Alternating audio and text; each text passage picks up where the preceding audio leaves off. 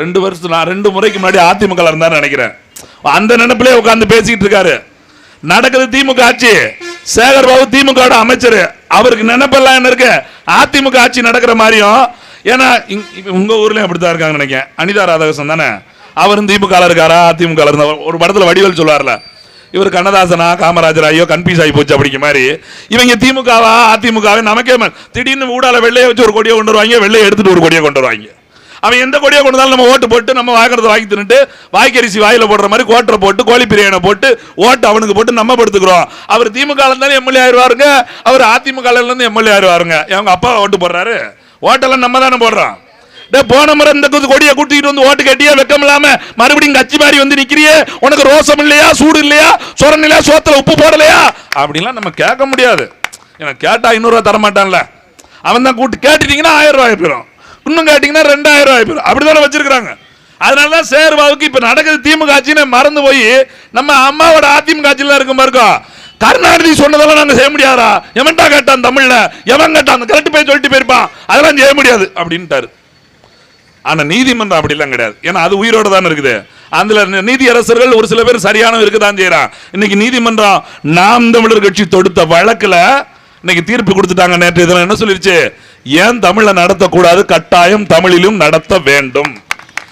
அங்க மருதமலை கோயில்ல மட்டும் கிடையாது, தமிழ்நாடு முழுக்க இருக்கிற அத்தனை தமிழ் கோயிலையும் சரிபாதி இடத்தை தமிழுக்கு தருவதற்கு உடனே உத்தரவிடணும். அதுக்கான காரணத்தை கொண்டு வந்து ஒப்படைக்கணும், இல்ல செஞ்சு விட்டுருவேன்னு சொல்லிருச்சு. அப்படிதான் சொல்லிட்டாரு ஜட்ஜு. இப்ப எழுதிக்கிட்டு இருக்காங்க என்ன பண்ணலாம் என்ன பண்ணலாம். 72 மண்டலம் இருக்கா, அப்ப 36 பிரிச்சு தமிழுக்கு கொடுத்துடலாம். இதுல என்னன்னா கருணாநிதி செஞ்சதே முதல் தப்பு. இங்கு தமிழிலும் அர்ச்சனை செய்யப்படும், அதுவே முதல்ல தப்பு. எப்படி தெரியல? தமிழிலும் அப்படின்னா என்ன அர்த்தம்னா இங்க ஏதோ இந்திக்காரனா இருக்கு மாதிரியும். இப்ப அப்படித்தான் இருக்காங்க. வார முறையெல்லாம் என்ன ஜி வாங்க ஜி போ ஜி அப்படின்னு தான் சொல்லிட்டு இருக்காங்க. அப்படியே பப்ஜியா மாதிரி எல்லாம் போயிடும், அது வேற விஷயம். இங்க தமிழருக்குன்னு நினைச்சிட்டு இருக்கீங்களா? டீ கடைலாம் மலையாளிட்ட போயிருச்சு, சென்ட்ரிங் வேலையெல்லாம் வட இந்தியக்காரன்ட்டு போயிருச்சு, நகை கடையெல்லாம் மலையாளிட்ட போயிருச்சு. தமிழை என்ன பண்றான்? ஜாராய கடை மட்டும் எடுத்து வச்சுட்டு இருக்கான். இவன் எல்லாம் குடிக்க போயிட்டு இருக்கான், அவன் எல்லாம் உழைக்க போய்கிட்டு இருக்கான்.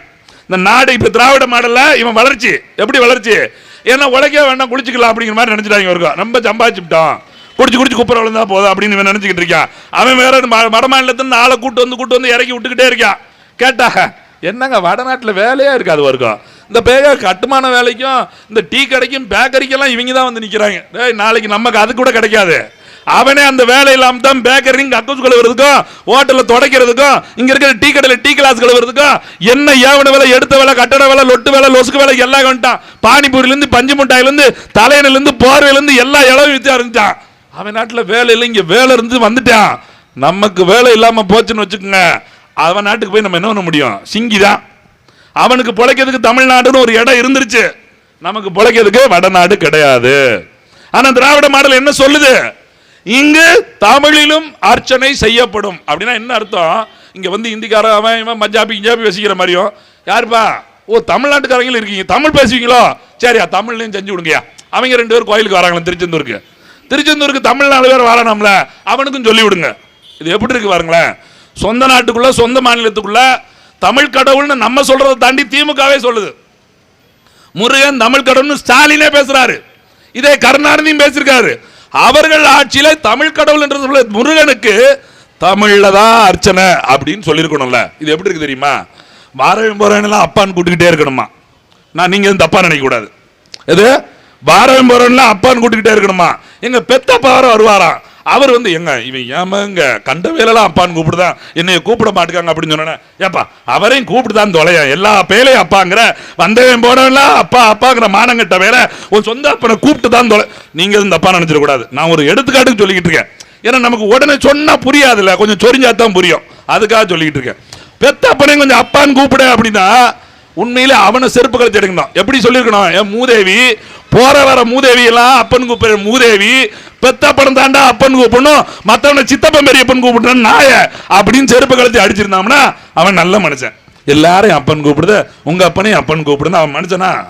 அவன் சோத்த தீக்கிறவன பீய தீக்கிறவனா கேட்பாங்க. எங்க ஊர்ல இப்படிதான் பேசுவாங்க, நாம எதுவும் தப்பா நினைச்சுக்காதீங்க.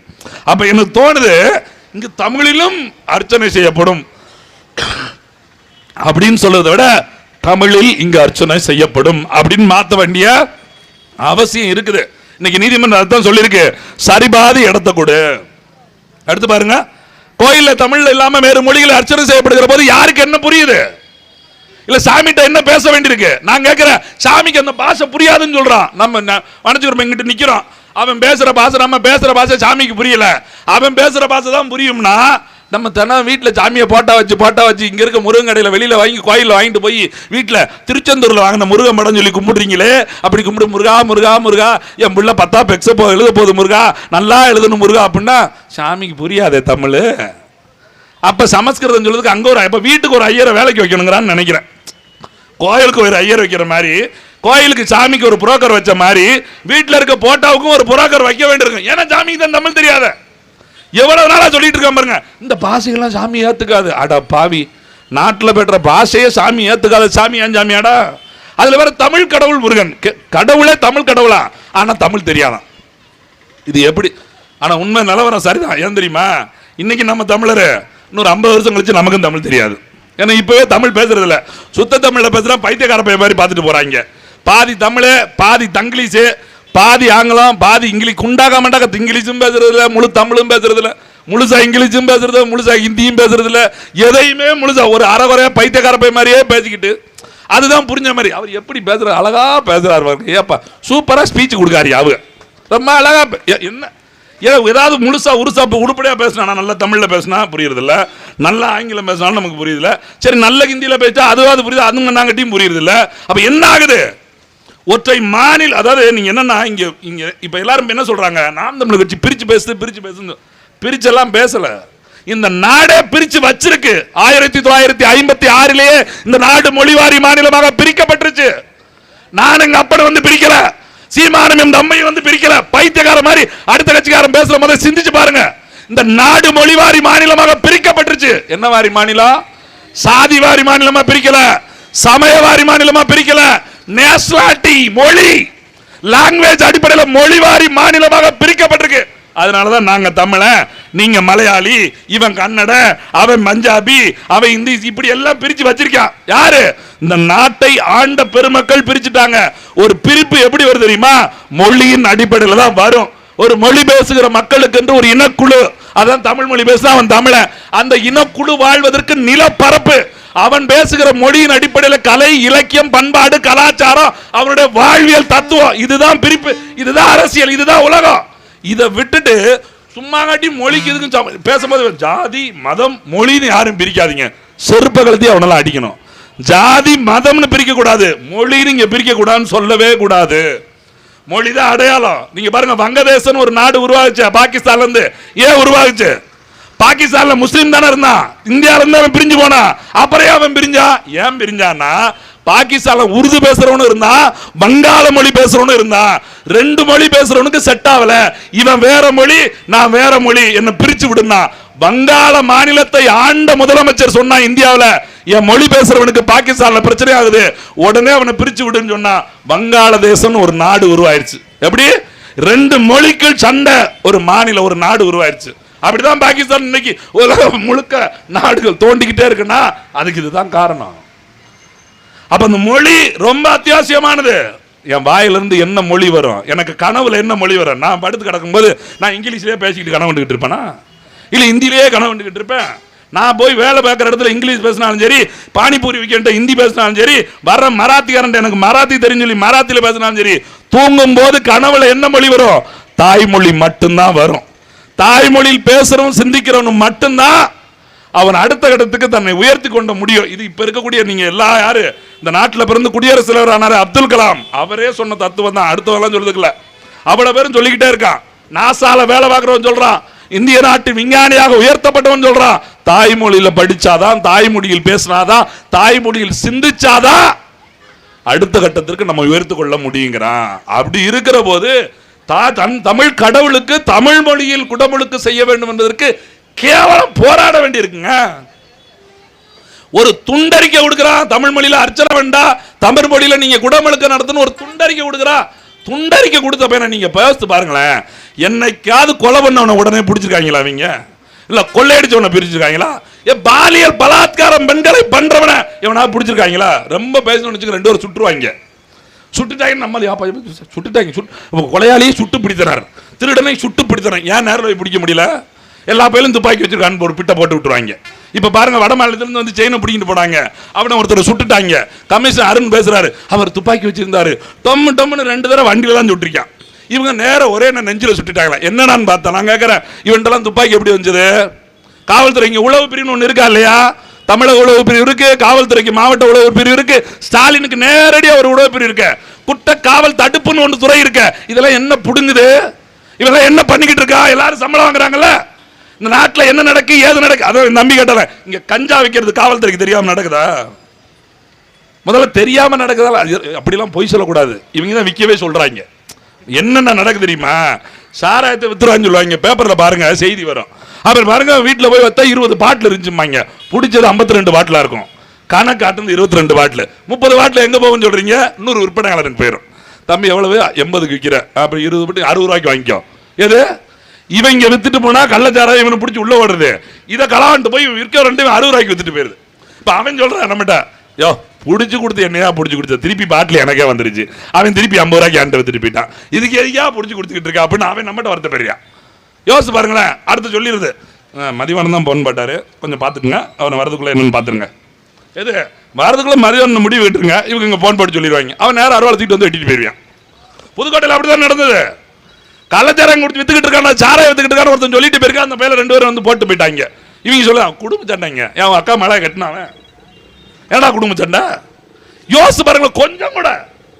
இந்த என்ன காவல்துறை திட்டுறதுக்கெல்லாம் நேர்த்திக்கிறதுல எடுத்துட்டு வரல, காவல்துறைக்கு ஆதரவா பேசுறதுக்கு ஒரு கட்சி இருக்குன்னு வச்சுக்கோங்க. இந்த மண்ணில் நாம் தமிழர் விட்டா ஒரு கட்சியும் கிடையாது. நான் ஏன் சொல்றேன் தெரியுமா? இந்த உசிலம்பட்டியில நேற்று ஒரு காவல்துறை வெட்டி கொண்டுட்டாங்க. சட்டத்துறை அமைச்சர் ரகுபதி என்ன சொல்லிட்டாரு தெரியுமா? காவல்துறையை கொண்டுட்டா என்ன பண்ணணும்? இப்ப அரசுல இருக்க ஒரு செத்து போயிட்டாரு, அப்ப என்ன பண்ண வேண்டியிருக்கும்? கவர்மெண்ட் வேலை, ஒரு பிள்ளைக்கு அரசு வேலை கொடுக்க வேண்டியிருக்கும். இப்ப அரசு வேலை பிபின்னு போயிருச்சு. ஏன்னு சொல்லுங்க, ஓய்வு திட்டம் கிடையாது, ஒரு மண்ணாங்கட்டியும் கிடையாது. மாடு மாதிரி வேலை பார்த்தாலும் மாரடைப்புல தான் ஜாக வேண்டியிருக்கு. ஒரு வேலை ஒன்றும் கண்டு போகிறதில்ல. அவர் செத்து போயிட்டாரு. இவன் வந்து ஒத்த வேலையை கொடுக்கறதுக்கு அவன் சொல்றான், அவர் லீவ்ல இருக்கும்போது கொண்டுட்டாங்க, சொந்த பிரச்சனை. எது கவர்மெண்ட் வேலையை அவன் பிள்ளை கொடுக்கறதுக்கு இவன் பேசுறான் பாருங்க அமைச்சர் ரகுபதி. தனிப்பரிச்சல செத்து போயிட்டாங்க. நான் எங்கிட்டாவது பக்கத்தில் பேப்பரை திருப்பி பார்க்க, ஒரு மானமுள்ள காவல்துறை சோத்துல உப்பு போட்டு திங்கிற எவனாவது ஒரு ஐஜி கீஜி, எனக்கு கீழே உள்ளவங்களா இன்ஸ்பெக்டர் அளவுக்குலாம் ரொம்ப பாவங்க. அவங்க நம்மளோட பாவாட்டாண்டி பீட்டாண்டி ஒரு 10 ரூபா கொள்ளை அடிப்பாங்க, ஒரு 20 ரூபா கை நீட்டி வாங்குவாங்க. அதுக்கு மேலே அவங்களால ஒன்றும் முடியாது. நம்ம டிஎஸ்பிக்கு மேலேயே பார்த்துக்கிறோம். அவன் சொல்ற மாதிரி நம்ம எல்லாம் அப்படி பங்காளிட்டு நாட்டாமட்டு பங்காளிட்ட பேசுறதை விட்டு லோக்கல் ஸ்டேஷனில் போய் சண்டை எடுத்துக்கிட்டு அங்க ஒரு ஐஜி ஒரு ஐபிஎஸ் ஒரு எஸ்பி யாராவது பேசுவாங்கன்னு பார்க்குறேன். ஒருத்த மூச்சு திறக்கல. என்னடான்னு கேட்டா சங்கமே இல்லையா, சத்தம் போடுறதுக்கு சங்கம் தேவைப்படுது. இப்ப கட்சின்னு ஒன்று இருக்கு, கத்துதான் இல்லைன்னா வாயிலையும் பிச்சிருப்பான்ல. அப்ப அது மாதிரி கத்துறதுக்கு சங்கம் தேவைப்படுது. ஏன் அரசு ஊழியர் தானே நீங்களாம், போலீஸ் அரசு ஊழியர் தானே, சத்தம் மட்டும் சொல்லாதீங்க அப்படிதான் சொல்லுவான். சங்கம் கிடையாது. ஏன் விஏஓ சங்கம் வச்சிருக்கான், ஆசிரியர் சங்கம் வச்சிருக்கான், அரசு துறையில் வேலை பார்க்கிற அத்துறை பேரும் சங்கம் வச்சிருக்கான். காவல்துறைக்கு சங்கம் கிடையாது. ஏன் சங்கம் கிடையாது? சங்கம் பிடிச்சி நெரிச்சிருவேன் சங்கம் வச்சிருந்தா. அதனால உனக்கு சங்கம் கிடையாது. ஏன்னா துப்பாக்கி வாண்டதா இருக்கு, லத்தி வாண்டதா இருக்கு. கலெக்டர் நினைச்சாலும் ராத்திரி 2 மணிக்கு மேல வீட்டுக்கு போனா கதவை தட்டிட்டு வெளியில தான் நிக்கணும். ஆனா போலீஸ் அப்படியே ஷூ வச்சு டம்முன்னு கதவை தள்ளிட்டு உள்ள போயிடலாம். கேட்டா அது தொட்டம் கதவை உடஞ்சிருச்சு அப்படின்னு சொல்லிடுவாங்க. இவங்க சிவாஜி கணேசன் இப்ப சத்யராஜ் மாதிரி இப்படி தொட்டவொன்னா கதவை உடஞ்சிருட்டு மீன் கேட்க ஒருத்தரும் கேட்க மாட்டான். எப்ப வேணா எவனை வேணாலும் பிடிக்கலாம், எப்ப வேணா எவனை வேணாலும் கைது பண்ணலாம், வந்துகிட்டே இருப்பாங்க. இப்ப நம்மள மாதிரி எவனா ரொம்ப பேசலாம்னு வச்சுங்களேன், யாரும் விட்டு போட்டு என்னன்னு புளியங்குடி அம்பா அவனுக்கு அந்த டிஎஸ்பி சொல்லி அப்படிமாங்க. அப்படி பைக்கில் வந்துகிட்டு இருக்கும்போது பிடிப்பாங்க, பிடிச்சிக்கிட்டு இருக்கும்போது கஞ்சாவத்துக்கு உள்ள வச்சுருவாங்க. சரி கஞ்சாவை பிடிச்சிட்டாங்க, நம்மளை கோர்ட்டில் வந்து கஞ்சாவை கொடுத்துறோம் பார்த்தா வர்றது கஞ்சா கிடையாது, இந்த சாணி, நம்ம டீ கடையில் போடுற டீ தூள். ஏங்க நாங்கள் மருந்து பார்த்து தான் சொல்லுதேன், சும்மா நீங்கள் பேசக்கூடாது. என்னடா கஞ்சா வந்துருச்சு, கஞ்சா ஜட்ஜு மருந்து பார்க்க மாட்டார். அதுதான் பிரச்சனை. இவங்க பாக்கெட் பண்ணி சீல் அடிச்சு அப்படி கொண்டு வந்து கொடுத்துருவாங்க. ஏன் கஞ்சா வந்துருச்சுன்னு பார்த்தா கஞ்சா விற்பனைக்கு வந்துடும், பிடிச்ச கஞ்சா ரேட்டுக்கு வந்துடும். இங்க கோர்ட்டுக்குள்ள சாணி தீரும், சாணி தாளும், இந்த இலை 2-3 இலையெல்லாம் சொல்றாங்க. அம்முட்டும் சொன்னா நம்ம தான் தயாரிக்கன்னு சொல்லிடுவாங்க. அதெல்லாம் 2-3 சொல்லாம விட்டுருவோம். இந்த லட்சணத்தில் இங்க வந்து பேசலாமா? ஒரு மனு ஒரு துண்டறிக்கை கொடுத்தவன நீ எப்படி கைது பண்ணிருக்கணும்? காவல் ஆய்வாளர் படிச்சு தானே வந்தீங்க, ஒரு எஸ்ஐ படிச்சு தானே வந்தீங்க, சட்டம் தெரியும்ல. சட்டம் என்ன சொல்லுது? இப்ப இபிக்கவும் கிடையாது, தூக்கிட்டாங்க. இப்ப என்ன பாரதியா என்ன பக்கம் ஏதாவது சொல்லணுங்கிறாங்க. அந்த சட்டத்துக்கு பேரு உன் சட்டம் என்ன சொல்லுது? ஒரு மனு கொடுக்குறான், உன்கிட்ட உனக்கு விருப்பமா இல்லையா, அவன் துண்டறிக்கை கொடுக்குறான், அனுமதி வாங்கினானா வாங்கலையா, வாங்கலன்னா தம்பி உங்களை கைது பண்றோம், அனுமதி இல்லாம இங்க துண்டறிக்கை கொடுக்க கூடாது, வாங்க வண்டியில இருங்க, அவ்வளவுதான் முடிஞ்சு போச்சு. ஏன்னா ஊரா முன்ன கையை பிடிச்சிட்டு இருக்கா, வராம இருக்கா, நீ கட்டி பிடிச்சி எடுத்துட்டு போறதுக்கு உங்க அண்ணன் முன்னாடி தானே கொடுத்துக்கிட்டு இருக்க, அத்தனை காவல் இருக்குது, கூட்டு போய் நீ வழக்கு போடு, என்ன வழக்குனாலும் போடு, நீதிமன்றத்தில் பார்த்துட்டு போறா, பிடிச்சி அப்படி அப்படி அடே கப்பா. இவங்க இந்த படத்துல மெயின் வில்லன்ட்ட சண்டை ஓடு வாங்கி வருங்க, அந்த மாதிரி கொலைகாரனை பார்த்தா கும்பிடு ஓடுறது, கொள்ளைக்காரனை பார்த்தா வணக்கம் போடுறது. சேசனுக்கு அப்புறாணி சப்ராணி வந்தான்னு வச்சுக்க, வெளியே போய் இல்லையா, வெளில வந்துக்கிட்ட வெறிய உள்ள இவங்க மூஞ்சிவன் நாய் மூஞ்சி மாதிரி இருக்கும். அந்நேரம் மனுஷன் அவன் பொண்டாட்டிலாம் பார்த்தா அவங்க கூட குடும்பம் நடத்தவே மாட்டான். அப்பாவி சப்பாவி பார்த்துட்டாங்கன்னா அவங்களுக்கு மூஞ்சியெல்லாம் அப்படி கடுகு மாதிரி வெடிச்சிடும். இதே வெள்ளையும் சொல்லையுமா போயிட்டு நாங்கள் திமுக மாவட்டத்தில் வரோன்னு சொல்லுங்க, அப்படியே ஐயா ஐயா ஐயா ஐயா வாள் நாய் ஆட்டு பாருங்க, அது மாதிரி வாள் இப்படி இறங்கி மினிஸ்டரை பார்த்துட்டாங்கன்னா அப்படித்தான் எல்லாம் அடிச்சு பிடிச்சிடும். அப்படியே சொல்லுங்க சார், என்ன சொல்லணும், உங்களுக்காக தரங்க இங்கே இருக்கான். சம்பளம் ஏன்ட்டு வாங்குற நாய, சம்பளம் ஓட்டு போடுற அத்தனை மக்களின் காசுல இருந்து வரி பணம், நான் போடுற செருப்புல இருந்து தலையில் தைக்கிற எண்ணெய் வரைக்கும் நான் கட்டுற வரி பணம். முதல்ல ஸ்டேஷனுக்கு உள்ள உட்கார வரவனுக்கு உட்கார சேர் கொடுக்கணும், ரூல்ஸ் தெரியுமா, நின்றுகிட்டே பேசக்கூடாது. ஸ்டேஷன்ல எங்கேயாவது போய் ஸ்டேஷன்ல போய் பாருங்க, சிசிடிவி வேலை செய்யாது பாருங்க, ஒரு மண்ணாங்கட்டி வேலை செய்யாது.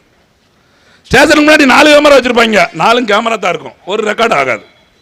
எல்லாம் ரெக்கார்ட் ஆகும்னு சொல்லி வச்சிருப்பாங்க. ஏன்னா ஜெயலலிதா செத்ததுக்கே ரெக்கார்ட் ஆகல, பிறகு நமக்கு மட்டுமா ரெக்கார்ட் ஆகும். அம்மா பெரிய பொம்பளை பாருங்க, ஆம்பளை எல்லாம் காலையே வச்சிருக்கோம்னாங்க, இங்க பிசியை திருக்குவாங்க, அங்க போனா இப்படி குப்பரை விழுந்துருவாங்கலாம் டயலாக் பேசினாங்க. அந்த அம்மா விழுந்த வீடியோ காணும், எழுந்து சிங்க மாதிரி வந்துச்சு, பெண் சிங்கமே நாங்க ஆம்பளை போட்டு அமைக்கிட்டாங்க, ஒன்றும் இல்லாமல் போச்சு. என்னாச்சு, இது காலங்காலமா நடக்கு. குற்றவாளி தப்பிச்சுக்கிறோம், வீடியோ இல்லாம இங்க களவாணி ஓடி போயிட்டான், வீடியோ இல்லை. நல்ல வேலை இந்த 6 செயின் மட்டும் வீடியோ இருக்குன்ட்டாரு அருண். ஏன்னா ரொம்ப சொல்லி சொல்லி கேவலப்படுத்துறான்னு சொல்லிட்டு சிசிடிவி வச்சு தான் நாங்கள் கண்டுபிடிச்சோம். அப்போ நீங்கள் கண்டுபிடிக்கல, கேமரா தான் வேலை செஞ்சிருக்கு, அதை தாண்டா சொல்கிறோம். எல்லா கேமரா வேலை செய்யட்டும், நீங்கள் வேலை செய்ய மாட்டேன்னு தெரியும், எல்லா கேமராவது வேலை பார்க்க. நாய் வேலை பார்த்துருக்கு, அந்த இதில் மாப்ப நாய் ஒழுங்காக வேலை பார்த்துருக்கு. இதில் என்னன்னா, காவல்துறையில் அவ்வளவு காலி பண்ணிடும், காவல்துறையில் அவ்வளவு காலி பண்ணிடும். இன்னைக்கு வேலைக்கு ஆள் போட மாட்டேங்கான், ஏன்னா சம்பளம் கொடுக்க முடியல. போக்குவரத்து அவ்வளவு காலி பண்ணிடும், வேலைக்கு ஆள் போடல. தீயணைப்பு துறைன்னு ஒரு துறை இருக்கு பாருங்க, 5 மாசத்துக்கு முன்னாடி 750 பேர் வேலைக்கு எடுத்துட்டாங்க, அப்படியே வீட்டில் உட்காந்துக்கிட்டு இருக்காங்க நம்ம ஆளுங்க. இன்னையா ட்ரைனிங் கொடுக்க முடியலைங்க. இப்போ வெயில் காலம் வந்துருச்சு, தீயணைப்பு துறைக்கு அதிக வேலை இருக்கும். இவன் ட்ரைனிங்ல அவனை கொண்டு வந்து விட்டா என்ன ஆகும், அவனை காப்பாற்றுறதுக்கு 100 போகணும். எதுக்குடா வேலைக்கு எடுத்த, அதெல்லாம் ரொம்ப திட்டிக்கிட்டே இருக்கீங்க. எங்கள் ஆட்சியில் வேலை போடலை, வேலை போய் 50 பேர் எடுத்து முடியா, எடுத்து போய் தலை அவ்வளோதான் முடிஞ்சு போச்சு. அவன் எதுக்கு எடுத்தான், ஏன் எடுத்தான், ஒன்றுமே கிடையாது. அப்போ அரசு பணியில் சேருறவர்களுக்கு சரியான முறை கிடையாது. அதுலேயும் திமுக ஆட்சி காலம் வந்துருச்சுன்னு வச்சுக்கோங்க, போலீஸை கையிலே பிடிக்க முடியாது. எல்லாரும் அமைச்சர் ஆயிடுவாங்க, இன்ஸ்பெக்டர் மாவட்ட செயலாளர் ஆயிடுவார், ஒன்றிய செயலாளர் ஆயிடுவார், டிஎஸ்பி வந்து நகர செயலாளர் ஆயிடுவார், எஸ்பி மாவட்ட ஆயிடுவார். வாங்க வாங்க வாங்க வாங்க வாங்க, அங்கே உள்ள பார்ட்டி தான் உள்ள உட்காந்துக்கிட்டு சேதனுங்கள. என்ன பஞ்சாயத்து, என்னடா பஞ்சாயத்துனா பங்கு வடி. இந்த வேக் ஒரு படத்தில் அசிஸ்டன்ட் கூப்பிட்டு வர்றாரு, காசை சாயங்காலம் என்ன வந்துருமா, 10 ரூபாயில எங்கிட்டு தள்ளு, 5 ரூபாயில அங்கிட்டு இன்ஸ்பெக்டர் சந்தோஷமா பிரிச்சுக்கிட்டு இருப்பார். அப்படியே 50 500 எங்கிட்டு அப்படி ஒரு ரவுண்டை போட்டு, இதை நீ எடுத்துட்டு போ, நீ எடுத்துட்டு போ, ரைட் இருக்கு வாயா, எல்லாம் பிரிச்சு விடியா, எடுத்து எத்தனை பேர், 37 பேர் வேலை பார்க்குறாங்க. அந்த அவனையும் சேர்த்துக்கு அப்புறம் ஏதாவது சொல்லிக்கிட்டு இருக்க போறான், 38 போ போ போ போ போ, அவ்வளோதான் முடிஞ்சு போச்சு. சம்பளம் அது 1ஆம் தேதி, பங்கு 18ஆம் தேதி. இந்த 18ஆம் தேதி யாரையோ பங்கு தரா, நாம தான், மக்கள் தான். இங்க பிடிக்கிறது அங்க பிடிக்கிறது. நேற்று ஒரு வீடியோ பார்க்குறேன், பகமே தரமாட்டோமியா, ஃபைன்லாம் கட்ட மாட்டோமியா. ஏன்னா ஆம்பளை ஒருத்தங்க ஃபைன் கட்ட மாட்டேங்க போலீஸ் அப்படின்னு பார்த்தா, என்ன நீங்க டாஸ்மார்க் 50 மீட்டர் நின்று பிடிச்சிட்டியா, எப்படியா கட்ட முடியும், கட்ட மாட்டேன், நான் சச்சிட்ட பேசுறோமியாங்க. ஏன்னா டாஸ்மார்க் வாசல போய் ஊதுனா வாந்திக்கிந்து எடுத்துட போறான் வாயிலே. நம்ம இல்லைங்க, குடியாரன்னு சொல்ல என்னைக்கு ஒரு மாதிரி இருக்க மாட்டான்ல. பிரச்சனை நாட்டில் இங்க நடக்கிற சட்டத்திட்டம் பாதுகாப்பு இல்லாம இருக்க காரணம் என்ன, குடியார பேதான். கொலை பண்ணவன் குடிச்சிட்டு தான் பண்றான், கொள்ளையடிச்சவன் குடிச்சிட்டு தான் பண்றான். நான் சொல்ல, காவல்துறை சொல்லுது, சட்டம் சொல்லுது, நீதிபதி சொல்றாரு.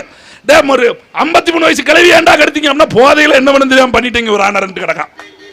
கஞ்சா கடத்தி விட்டா என்னடா வந்துட்ட, போதையில ஒன்றும் தெரியலங்க, என்னடா இப்படி வெட்டிருக்கீங்க, மானங்கட்டத்தனமா வெட்டிருக்கீங்க, போதையில தெரியாம பண்ணிட்டவங்க. எல்லாத்துக்கும் காரணம் அவன்கிட்ட போய் வாயை கொடுத்துரு, ஊதுனா வாயிலே வெட்டிட போறான். கோவம் வந்து வச்சுனா எவன் என்ன வச்சிருப்பான்னு தெரியுமா தெரியாதா. ஒரு கடை அங்க விற்கிறது இவன். இப்ப என்ன பிரச்சனைனா, இப்ப குடியாரன் ஊதுறதெல்லாம் பிரச்சனை இல்லை, அந்த வண்டியை யார் தூக்கிட்டு போறதான் பிரச்சனை. வரும்போது வண்டியில வந்துடும், இவன் ஊதிட்டு தூக்கிட்டு போனா வண்டி யார் கொண்டு வருது. இப்போ இன்னும் காவல்துறை வந்து டாஸ்மார்க் வாசலே நில்லுங்க, நிறைய பேர் ஆள் எடுங்க. எத்தனை வண்டி இன்னைக்கு வந்து 82 வண்டி வந்திருக்கு இந்த நம்பர் 1 டாஸ்மார்க். அப்ப 82 போலீஸை போடுங்க, பத்திரமா போய் வீட்டில் விட்டுவாங்க, 500 ரூபா வாங்கிக்கோங்க. டாஸ்மார்க் 500 ரூபா, உங்களுக்கு 500 ரூபா போயிட்டு போகுது. ஏன்னா எங்க அப்பா தான் 1000 ரூபா கொடுக்க தயாரா இருக்காருல, அடுத்த வர போராடி நாங்க 2000 வாங்கிட்டு போறோம். பங்கு இருக்கு, பங்கு அப்பல்ல விடுவோமா, பங்கு இருக்குல்ல. நியாயமா பேசணும், ஒரு நியாயம் வேணும்ல. என்ன ஏங்க ஒரு மனு கொடுக்கறதே இவனுக்கு அவ்வளவு வைத்தறிச்சல் வர வேண்டிய அவசியம் இருக்கு. யாருக்கு வரணும்? இந்த ஆட்சியாளனுக்கு வரணும், இந்த சட்டத்தை நடைமுறைப்படுத்துகிற அரசியல்வாதிக்கு வரணும். காவல்துறைக்கு ஏன் வருது? காவல்துறைக்கு ஏன் வருது? ஒரு மனு தானே கொடுத்துட்டா, இந்த இடத்துல இருந்து பேசத்தானே செஞ்சுட்டேன், பேச சட்டம் ஒழுங்கு கெட்டுருமா? பேச எல்லாரும் அறுவாள் தூக்கிட்டு வந்துருவாங்களா? உடனே வழக்கு போட்டு உள்ள போயிட்டா உண்மையிலே வெட்டிட்டானே, உண்மையிலே குத்திட்டானே, அவனெல்லாம் என்ன பண்ணீங்க? பேச முடியாது, அவன் வெளியே வந்து திருப்பி வெட்டிடுவான். அவன் நீ தம்பி சும்மா இருங்க தம்பி, என்ன அப்படிலாம் சும்மா சொல்லாதீங்க, அப்படிதான் கிடக்கு. அப்ப நேர்மையா ஒருத்தர் வேலை பார்க்க காவல்துறையில் வந்தாலும் வேலை செய்ய முடியாது. நம்மளால நினைச்சுக்கிறாங்க நம்மளாம் வால்டர் வெற்றிவேல் மாதிரி அம்மனு போயிடுவோம் அப்படின்னு. போற வரைக்கும் தான், வாசலுக்குள்ள என்றார வரைக்கும் தான் வால்டர் வெற்றிவேலு. அப்புறம் வாழ்வை கமலஹாசன் மாதிரி ஆக்கி விட்டுருவாங்க, எப்படா தூக்கு பிடிச்சி ஆகணும்னாலேனும். ஏன்னா வேலை பார்க்குற லட்சணம் மேல இருக்க அதிகாரிலேருந்து கீழே இருக்க அதிகாரி வரைக்கும் 2 கார்டு பாருங்க. டிஎஸ்பி வீட்டில், எஸ்பி வீட்டில் ஆளே போடக்கூடாது. நீதிமன்றத்தில் உத்தரவு. இன்னைக்கும் 11 பேர் வேலை பார்த்துக்கிட்டு இருக்கான். பொண்டாட்டி கழிவு விடுதலிருந்து, அவன் வீட்டு நாயை குளிப்பாட்டுலேருந்து, வீட்டுக்கு காய்கறி வாங்குறது, அதுக்கு வேடிக்கை வாங்குறது, எல்லாரையும் பார்த்துக்கிட்டு இருக்கான். அப்படி ஒரு பொறுப்பே இல்லை அப்படின்னு உயர்நீதிமன்றத்தில் காவல்துறை தான் எழுதி கொடுத்துருக்கு. இன்னும் வேலைக்கு ஆள் இருக்கு இல்லைன்னு மனசாட்சி விட்டு காவல்துறை சொல்லுமா? உள்ள அழுதுகிட்டு இருக்காங்க. இப்ப நிறைய போலீஸ் சிரிச்சுக்கிட்டு இருப்பாங்க, அப்பாடா நம்மளோட குறையெல்லாம் இவன் தாண்டா பேசுறான், பேசிட்டு போட்டு அப்படிதான் நினைச்சுக்கிட்டு இருப்பாங்க. வெளியே சொல்ல முடியாது அப்படின்னு மனசுக்கு உள்ளுக்குள்ள அப்படியே சிரிச்சுக்கிட்டு இருப்பாங்க. அப்ப என் ஒரு நாட்டின் குடிமகனா, நான் இந்த நாட்டின் பிரஜையா, நான் பேசுகிற தாய்மொழியில என் கடவுளுக்கு அர்ச்சனை நான் போராடுறேன். ஒன்றும் வேடிக்கை பாருங்க, இல்ல வழக்கு போடுங்க, நான் வேண்டாம் கைது பண்ணுங்க, சிறதானங்க போட்டு போங்க. அந்த காலத்துல களி, இப்ப கறிக்கஞ்சி. நானும் தயாரா தானே இருக்கேன். ஏன்னா 7 மணிக்கு எவனா சோறு கொடுப்பானா? எங்க வீட்டில் போடுவாங்களா? 7 மணிக்கு முதல்ல நான் எந்திப்பேனா? விளக்க மாத்திரே அடிச்சு தான் எழுப்பிட்டு இருக்காங்க பல நாள். நீங்க 7 மணிக்கு சோறு ஓட போறீங்க, ராஜாவா சாப்பிட போறேன். அதுவும் சும்மா சோறு கிடையாது. உங்க வீட்டுல பழைய சோறு, எங்க வீட்டுல பழைய சோறு. அங்க அப்படியே கஞ்சி, அப்படி தொட்டுக்க துவையல் மாதிரி அப்படி சட்னியை வச்சான்னு வச்சுக்கோங்க, ஒருவே திருந்தவே மாட்டேன், திருந்தவே மாட்டேன். மத்தியானம் 12 மணிக்கு சோறு, படத்துல காட்டுற மாதிரி இப்படி குப்பரை குப்பரை சட்டியா காட்டுவாங்க, நம்பிடாதீங்க. நல்ல ரசம், நல்ல மொறு, அடே எங்க அப்பா ரெக்கமெண்ட்ல போனீங்கன்னு வச்சுக்க, இன்னும் சாப்பாடு நல்லா இருக்கும். இப்ப நம்ம வந்து ஏன் சொல்றேன்னா, நம்ம ஒரு ஹோட்டல் கிட்ட வச்சிருந்தோம்னு வச்சுக்கோங்க, தலைவரே என்ன இவர் தான் ஹோட்டல்காரரு, இன்னொரு சட்னி இன்னும் கொஞ்சம் வையே, ஏன்னா ஹோட்டல் 2 பரோட்டா சாப்பிட்டுக்கலாம், வெளியே வந்தவன் நீட்டா கிடைச்சிடும். இதுல முக்கியமானதான் 4 மணிக்கு தருவாங்க. எது? நம்ம புடுங்கின புடுங்குக்கு கடலை பருப்பு. நம்ம செஞ்சுட்டு போற யோக்கியத்துக்கு அங்க போய் கிடைக்கும் போது டென்ஷன் ஆயிடக்கூடாது. 4 மணிக்கு கடலை பருப்பு கொடுத்தானே இப்படி தட்டி தட்டி அப்படின்னு ஊதி திங்கிற எவனாவது திருந்துவானா? இதுல 6 மணிக்கு இரவு சாப்பாடு வேற, இதுல வேற கேஸுக்கு பயப்படும். போடுங்க சாமி 2 கேஸ் தானே. கொலை கேஸ் வாங்கிட்டா எங்க அப்பா வருத்தப்பட போறாரா? கொள்ளையடிச்ச கேஸ் வாங்கிட்டு வருத்தப்பட போறாரா? ஊராம் பொண்ண கையை பிடிச்சிட்டு கேஸ் வாங்கிட்டாங்க அப்பா வருத்த. இந்த நாட்டின் விடுதலைக்காக, இந்த நாட்டுக்காக போராடிட்டு ஜெயிலுக்கு போறேன்னு மானத்தமிழன் சொல்லிட்டு போற உனக்கு என்ன வயிறு எரியுது? ஏன் என்ன கைது பண்ணுவதற்கு பதில் நெருக்க வேண்டிய என் தம்பி பேரறிவாள, சின்ன பையன், அவன் இன்ஜினியரிங் படிச்ச பையன், அவனை பிடிச்சி கழுத்தை பிடிச்சிக்கிட்டாடு எங்க அப்பா. அவன் பாருங்க ஓம குச்சி நாராயண மாதிரி இருக்கான். அவனை பிடிச்சிக்கிட்டு 2 பேரும் என்னதான் ட்ரைனிங் எடுத்தாங்களாம். அவன் கையெடுக்க முடியல, இப்படி விளக்கு 2 பேரும் மல்லு கட்டுறாங்க. நான் ஸ்டாலின் சொல்லி அவனை தான் இன்ஸ்பெக்டர் ஆக்கி விடணும். ஏன்னா அவன் 2 பேரும் சமாளிச்சிட்டான். ஏற்கனவே பார்த்துருப்பீங்க, எங்க அண்ணன் சீமான் வீட்டில் ஒருத்தன்ட்ட போய் 3 பேர் மல்லு கட்டுறாங்க. நல்ல வேலை நாங்க வந்து தம்பி கவனமா சட்டத்தின்படி நடக்கணும்னு சொல்லிட்டோம். எங்க அண்ணன்ட்ட மட்டும் அமல்ராஜன் நீ ஆடுறா அப்படின்னு சொல்லி போன்னு வச்சுக்கோங்க, 3 பேர் கை, இவர் கைக்கே 3 பேர் பதில் சொல்லிக்க மாட்டான். பிரவீன் ராஜேஷ், இன்ஸ்பெக்டர் பிரவீன் ராஜேஷ் தெரியுமில்ல? ஐயோ சரி விடுங்க பாவம், அடுத்த குடும்பத்தை பேசி பேசி என்ன ஆக போகுது? வீரமெல்லாம் நம்ம தான். அண்ணாமலைகிட்ட போய் விஜய்கிட்ட தலைவா தலைவா இன்ஸ்பெக்டரியா நீ போஸ்டர் நோட்டீஸ் ஒட்டவை கழிச்சதுக்கு அப்படி வேகமா வந்து நின்ன ஒரு அரசியல் கட்சி தலைவர் வீட்டில், அப்படி எந்த கட்சி தலைவர் வீட்டில் போயிட முடியுமா? போய் நின்ற முடியுமா? சட்டம் என்ன சொல்லுது? சம்மனை கொடுத்துட்டா முடிஞ்சு போச்சு, அவ்வளவுதானே. அவன் கிழிக்கிறா இல்ல படிக்கிறா என்ன இலவம் பண்றா, சம்மனுக்கு ஆஜராகிறானா இல்லையா அதான் நீ பார்த்துருக்கணும். அவன் சம்மனை கிடைச்ச உடனே, அப்ப என்ன அர்த்தம்? இமேஜை கிரியேட் பண்றது. சீமான் பாருங்க இப்படி பண்றாங்க, சீமான் பாருங்க பிரிச்சு பாருங்க, தம்பி எல்லாருமே இப்படித்தான் பேசுறாங்க, இங்க பார்த்தாலும் இப்படித்தான் பேசுறான். எவனாவது சூடு சோறனோட பேசணும்ல. மண்ணு மாதிரி எங்கள் ஆட்சியிலே நாங்கள் இரும்பு கரம் கொண்டு, இரும்பு கரம் இதுல கையில் அதனுக்கு செட் பண்ணுவாங்க, அந்த கை வச்சிருப்பாரு ஸ்டாலின். பெண்களுக்கு எதிராக எந்த குற்றம் நடந்தால் நாங்கள் இரும்பு கரம் கொண்டு நடத்துவோம் அப்படிங்காரு. தலைவரே அந்த கையை காணாதான் தேடிக்கிட்டு இருக்கேன், அந்த கரம் மட்டும் கிடைச்சிருச்சுன்னா இப்ப கையெல்லாம் பெருச்சு இல்லடா வந்து அப்ப மொட்டை கை முதவி தானா இல்ல கேட்க வரணும்ல. நீங்க நினைக்கலாம் என்னடா முதலமைச்சர் இப்படி, எங்க வயிறு எரியுது. ஸ்டாலின் நம்ம வந்து சொல்லக்கூடாது, திரும்பி சொல்றேன். கனிமொழிக்கு அப்படி ஒரு சூழல் நடந்ததுன்னா, கனிமொழிக்கு சூழல் நடந்ததுன்னா நாடு இப்படி இருக்குமா? உங்களுக்கு தோணும் என்னங்க கனிமொழி போய், என் கனிமொழி பொம்பளை தானே, கனிமொழி நான் ஏன் சொல்ல வர்றேன்னா, என் வீட்டு பிள்ளைக்கு நடக்கும் போது வேடிக்கை பார்க்கறல்ல, எவன் ஒருத்தன் வாய் திறந்து கூட ஸ்டாலின் பேரை சொல்லக்கூடாது, உதயநிதி பேரை சொல்லக்கூடாது சொல்றீங்கல்ல. அப்பா முதலமைச்சருங்க கருணாநிதி, அவர் மகன் ஸ்டாலின் துணை முதலமைச்சருங்க. இப்ப ஸ்டாலின் முதலமைச்சருங்க, அவர் மகன் உதயநிதி ஸ்டாலின் துணை முதலமைச்சருங்க. இன்னும் இவர் முதலமைச்சருங்க, அவர் மகன் துணை. எங்க நாடா இது மன்னராட்சியாங்க? கேட்கணும்ல, வேணா அது கேட்கணும்ல. கேட்டா வாய்ப்பு சட்டமா இருக்கு.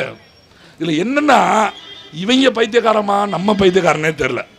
சட்டமன்றத்தை பார்த்தா நமக்கு வந்து பைத்தியம் தான் முடிக்குது. நேற்று வேற டிவி உட்காந்து பார்த்துட்டேன், இந்த அமைச்சர் பொன்முடின்னு நினைக்கிறேன், அடே அப்பா காவலாளி வேலை பார்த்தவங்க பெருமையா போய் வெளிக்கிறாங்க. நான் செக்யூரிட்டி வேலை பார்த்தேங்கிறான். இப்போ வந்து அவன் காலேஜில் 100 செக்யூரிட்டி வேலை பார்த்துக்கிட்டு இருக்கான்.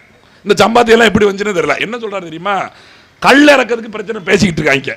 இதுல எங்க அண்ணன் சபாநாயகர் வேற, அடே அப்பா சபாநாயகரா, அப்பாவை தேர்ந்தெடுத்துக்கு போச்சுலாம் தூக்கில் தொங்கிருங்க. என்ன பேசுறாங்க பாருங்க சட்டமன்றத்தில்.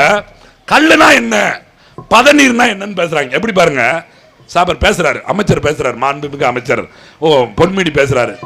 அப்படியே இறக்குனா அது பதநீர். எப்படி பனைமரத்துல இருந்து அப்படியே இறக்குனா அது பதநீர், அதுக்குள்ள ஏதாவது சேர்த்தா அது கல்லு. இவர் விளக்கம். இப்ப சபாநாயகர் சும்மா நீ உனக்கு தெரியல, நீ வடக்க பிறந்தவே உனக்கு தெரியல, தெற்க பிறந்தவே நான் சொல்ற மாதிரி அப்படின்னு சொல்லிட்டு இவர் சொல்றாரு.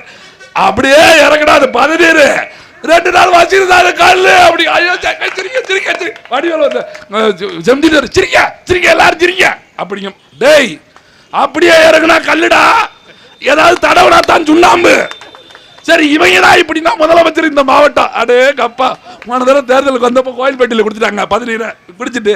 இன்னும் சக்கரை வட்டியிலோ சீனி சக்கரை சித்தப்பா சித்த எழுதி நக்கப்பான்னு அதுதான் பாட்டு போட்டாங்க. ஏண்டா நாட்டில் என்னென்ன தெரியும், அப்படியே இறக்குனா கல்லு, அதுல சுண்ணாம்ப தடவிட்டா பதநீர். இப்ப என்ன தெரியுமா, இவன் பதநீர் இறக்கணும்னா பிடிச்சு கொண்டு வரது காரணமே அதான். இவன் கல்ல இறக்குறான், இவன் கல்ல இறக்குறான், இவன் கல்ல ஏண்டா தட. அவன் என்ன தெரியுமா, அப்படியே இறக்கி தலை பனையறவங்கள அப்படியே இறக்கி வித்துருங்க வித்துருங்க, அப்படியே இறக்கி வித்துங்க, அதுக்கு பேர் பதநீர். சுண்ணாம்புக்குன்னா தடவிடாதீங்க, உள்ள ஒடிச்சு போட்டுருவாங்க கல்லு.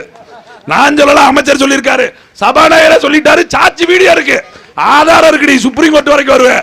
நீங்க யார் மேல கேஸ் போட்டாலும் எனக்கு போன் பண்ணுங்க. இந்த எங்க அண்ணன் யானசேகர் இருக்காரு, அங்க தூத்துக்குள்ள எங்க அண்ணன் ராஜசேகர் இருக்காரு, யார் நம்பருக்கு அடிங்க, வக்கீல நாங்க கொண்டு வரோம். ஏன்னா சாட்சி மானங்கட்டவங்களா. இப்ப எப்படி என்ன சொல்ல வரேன் தெரியுதா, இப்ப நீங்களே பைத்தியக்காரனா, இவங்க எல்லாம் பைத்தியண்டா இவங்கிட்ட போயின்னு சொல்லி நீங்க விலகி போயிடணும். கள்ள கொண்டு வரலாம் அப்படின்னு சொல்றதுக்கு இவங்க எவ்வளவு பெரிய விளக்கம் கொடுக்காம பாருங்க. அது ஒரு தடவை 2 தடவை அவரே நான் சொல்றதை விட தெற்க ரொம்ப பணமரம் இருக்கு, அப்பாவுக்கு வேற சபாநாயகர் மாண்புமிகு சபாநாயகருக்கு வேற ரொம்ப ஆர்வமா இருக்காரு. திருப்பி திருப்பி சொல்லி அவர் சொன்னது போல தானாக இறக்கினால் கல்லு, அதுல தடவி விட்டால் பதநீர். ஆடா பாவியா, நீங்க யோசிச்சு பாருங்களேன். இவங்க சட்டமன்றத்தில் நம்ம 30 நாளும் பார்த்தோன்னு வச்சுக்கோங்க, பைத்தியம் முத்தி போயிடும் நமக்கு.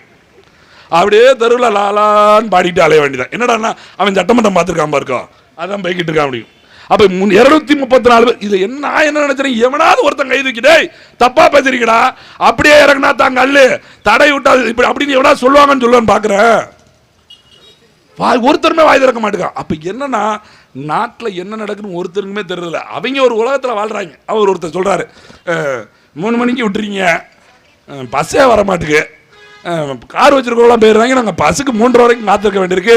மாண்புமிகு அமைச்சர் அவர்கள் பஸ்ஸை கரெக்ட் எடுத்து கொண்டு வரணும். யாருக்கு?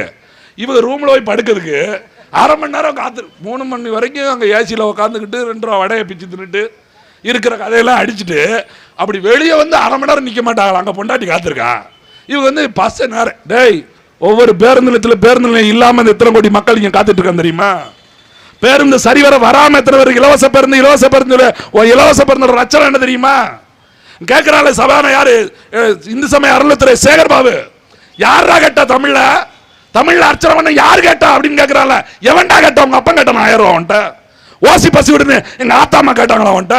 எவன் கேட்டா? நீ தானே கொடுத்த, ஆட்சியாளர் நீ தானே கொடுத்த. நீ கேட்க. இப்ப இருமொழி கொள்கைன்னு பேசுறோம்ல, அவன் மும்மொழி கொள்கைன்னு சொல்றான், நீ இருமொழி யாரா கேட்டா அப்படின்னு கேட்டா அவன்கிட்ட பதில் இருக்கா? நாடு நல்லா இருக்கணும்னு சொல்லி தான் கட்சி நடத்துறோம். அப்ப கட்சிக்காரன் தான் முடிவு சொன்னீங்க என்ன நடக்கணும் ஏது நடக்கணும், இவன் செய்யறது தப்பு இவன் செய்யறது சரி, இது சரியா இருக்கு இது தப்பா இருக்குன்னு அரசியல்வாதான் சொல்லுவான். இங்க பொதுமக்களா வந்து சொல்லுவாங்க. அப்படி சொன்னா விட்டுருவீங்க இல்ல? விட்டுருவீங்க. நீங்க கணக்கெடுப்பு நடத்துவோமா? வாங்க இப்ப நியாயமா வச்சுக்கலாம், எல்லாம் ஓட்டு போடுற மாதிரி ஒரு கணக்கெடுப்பு. தமிழ்ல அர்ச்சனை பண்ணணுமா வேண்டாமா கணக்கெடுப்பு நடத்துவோம். இந்த தமிழ்நாடு முழுக்க மக்கள் ஓட்டு போட்டுட்டோம், அது என்ன சொல்ல நாங்க ஏத்துக்கிறோம். ஒத்துக்கிறியா நீ? இல்ல ஒத்துக்க முடியுமா? சாதிவாரி கணக்கெடுப்பு எடுக்கன்னு சொன்னதுக்கு அமைச்சர் சேகர்பாபு துடிக்குது. அவர் தான் சொல்றாரு, தமிழர்களின் சாதியை கணக்கெடுப்பதற்கு சேகர்பாபுக்கு ஏன் துடிக்குது? அவன் தமிழை இல்ல துடிக்குது. ஏன்னா அவன் டங்குவார் வந்துடும். ஸ்டாலின் வீட்டுக்குள்ள 2 அமைச்சர் இருக்காங்க, அங்க கணக்கு தெரிஞ்சு போயிடும்.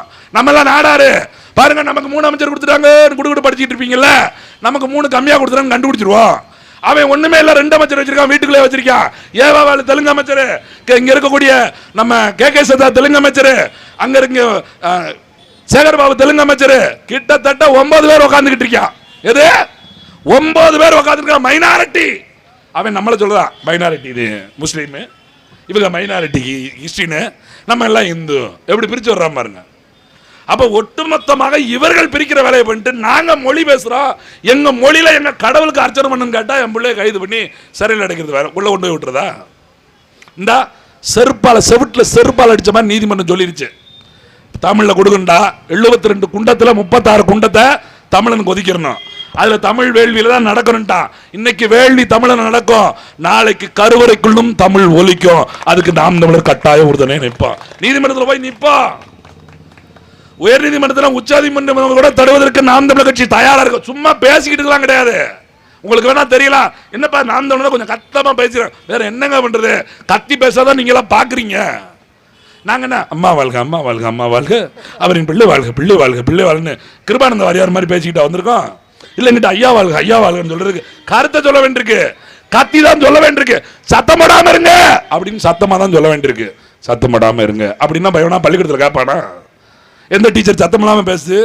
இது என்ன இந்த படத்துல மாதிரி சமுத்திர படத்துல மாதிரி சத்தம் இல்லாம கைதட்டுங்க அப்படின்னு சொல்லிட்டு போவா?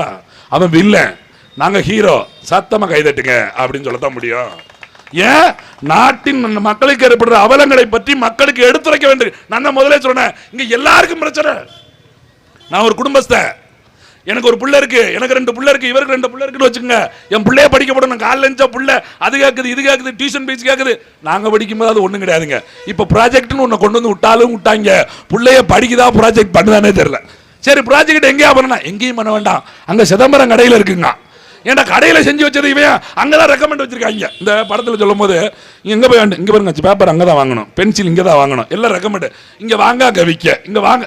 இது பழைய அப்பள சொன்ன மாதிரி இருக்குல்ல, பிடிக்க கொடுக்க மாதிரி எல்லாமே ரிவர்ஸ்ல. பல கோயிலில் நீங்க தேங்காய் கொடுக்காம திருப்பி தேங்காய் கடையில் விற்க, எல்லாமே இப்படித்தான் இருக்குங்க. ஏதாவது ஒண்ணு இதை சொல்ல வேண்டிய அவசியம் இருக்குல்ல.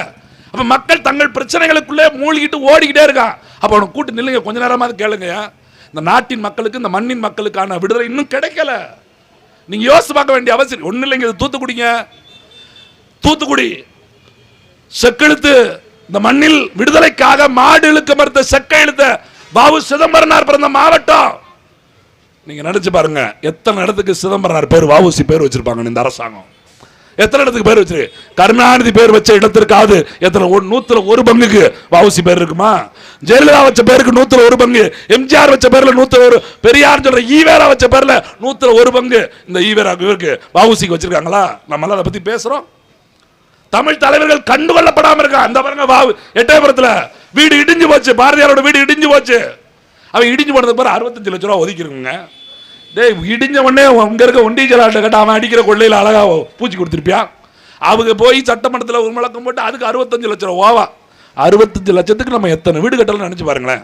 இவன் வீட்டுக்கு ஒதுக்குறான். யாரு? எனக்கு இலவசப்பட்ட ஒரு வீடு கொடுக்கான்னு வச்சுக்கோங்க, 2.5 லட்சம். 2.5 லட்சம் வீடு கட்ட முடியுமாடா? மனசாட்சி சொல்லிட்டு சொல்லுங்க. திறந்த வழி பஸ் ஸ்டாண்டு கட்டுறாங்க, திறந்த வழி பஸ் ஸ்டாண்டு. இப்படி கூரையை போட்டு அப்படி லேசா வச்சிருக்கியா, இங்க கீழே உட்காரதுக்கு 2 கம்பியை கட்டிருக்கான், 10 லட்சம் ரூபா. நம்ம 4 பக்கமும் சோரை கட்டி மேல பில்லரை எழுப்பி அங்க மேல போட்டு மேல டாப்பை போட்டு கதவை போட்டு ஜன்னலை போட்டு 2 லட்சத்துல கட்டிருக்கேன். கவர்மெண்ட் உங்களுக்கு மகிழ்ச்சியோடு வாழ்கிறார். இவர் ஒன்ன பாட்டான் இதுல வேற 1000 ரூபா கொடுத்தா என் பிள்ளைக்கு மருந்து வாங்கிட்டேன், போன மாசமே சாவலை 1000 ரூபா கிடைக்காம, போன மாசம் உங்க அப்பா 1000 ரூபா கொடுக்கல, மருந்து இல்லாம எப்படி பிள்ளை உயிரோடு இருந்துச்சு?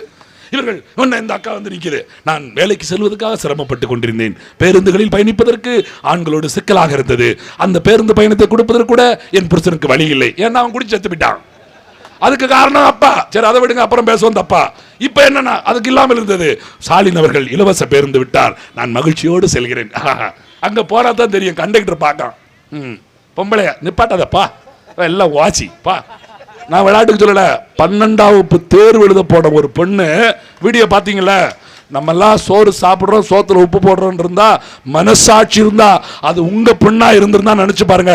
12ஆம் வகுப்பு தேர்வுக்கு காத்திருக்கிற பெண் பிள்ளைய நிப்பாட்டாம வண்டியை ஓட்டிட்டு போறான். ஏன்? அவனுக்கு இருக்கிற கடுப்பு. ஏன்னா ஓய்வு திட்டத்தை நிப்பாட்டிட்டாங்க.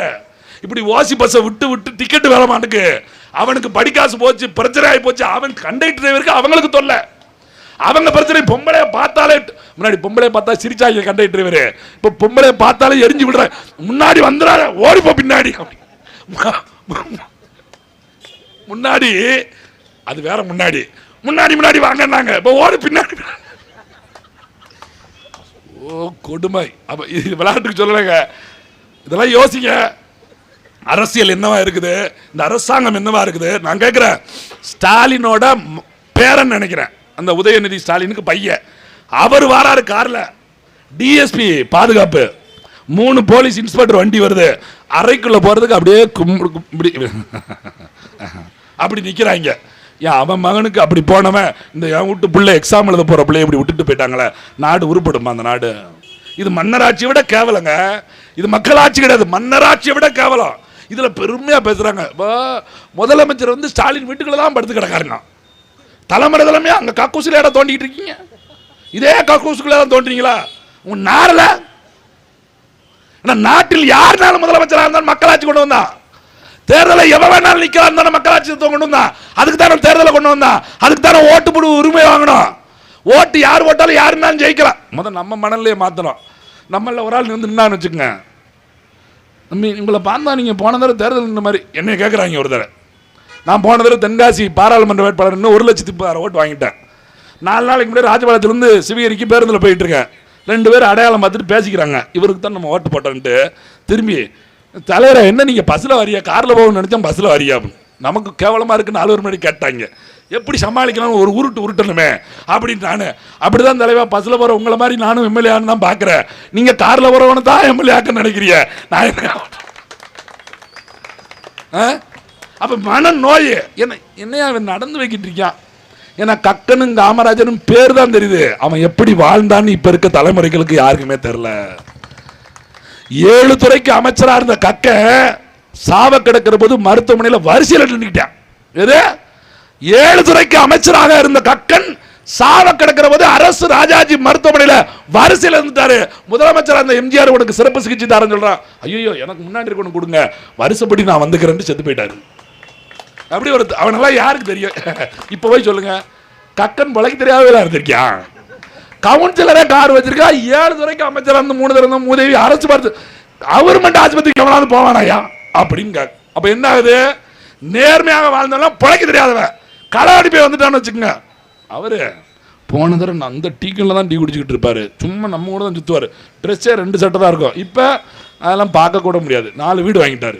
அவர் நல்ல டெவலப்புங்க, சாமர்த்தியசாலி, அப்படியே அடிச்சு கொள்ளையடிக்கதே தெரியாம அடிச்சிட்டாருல இவங்க பெருமை.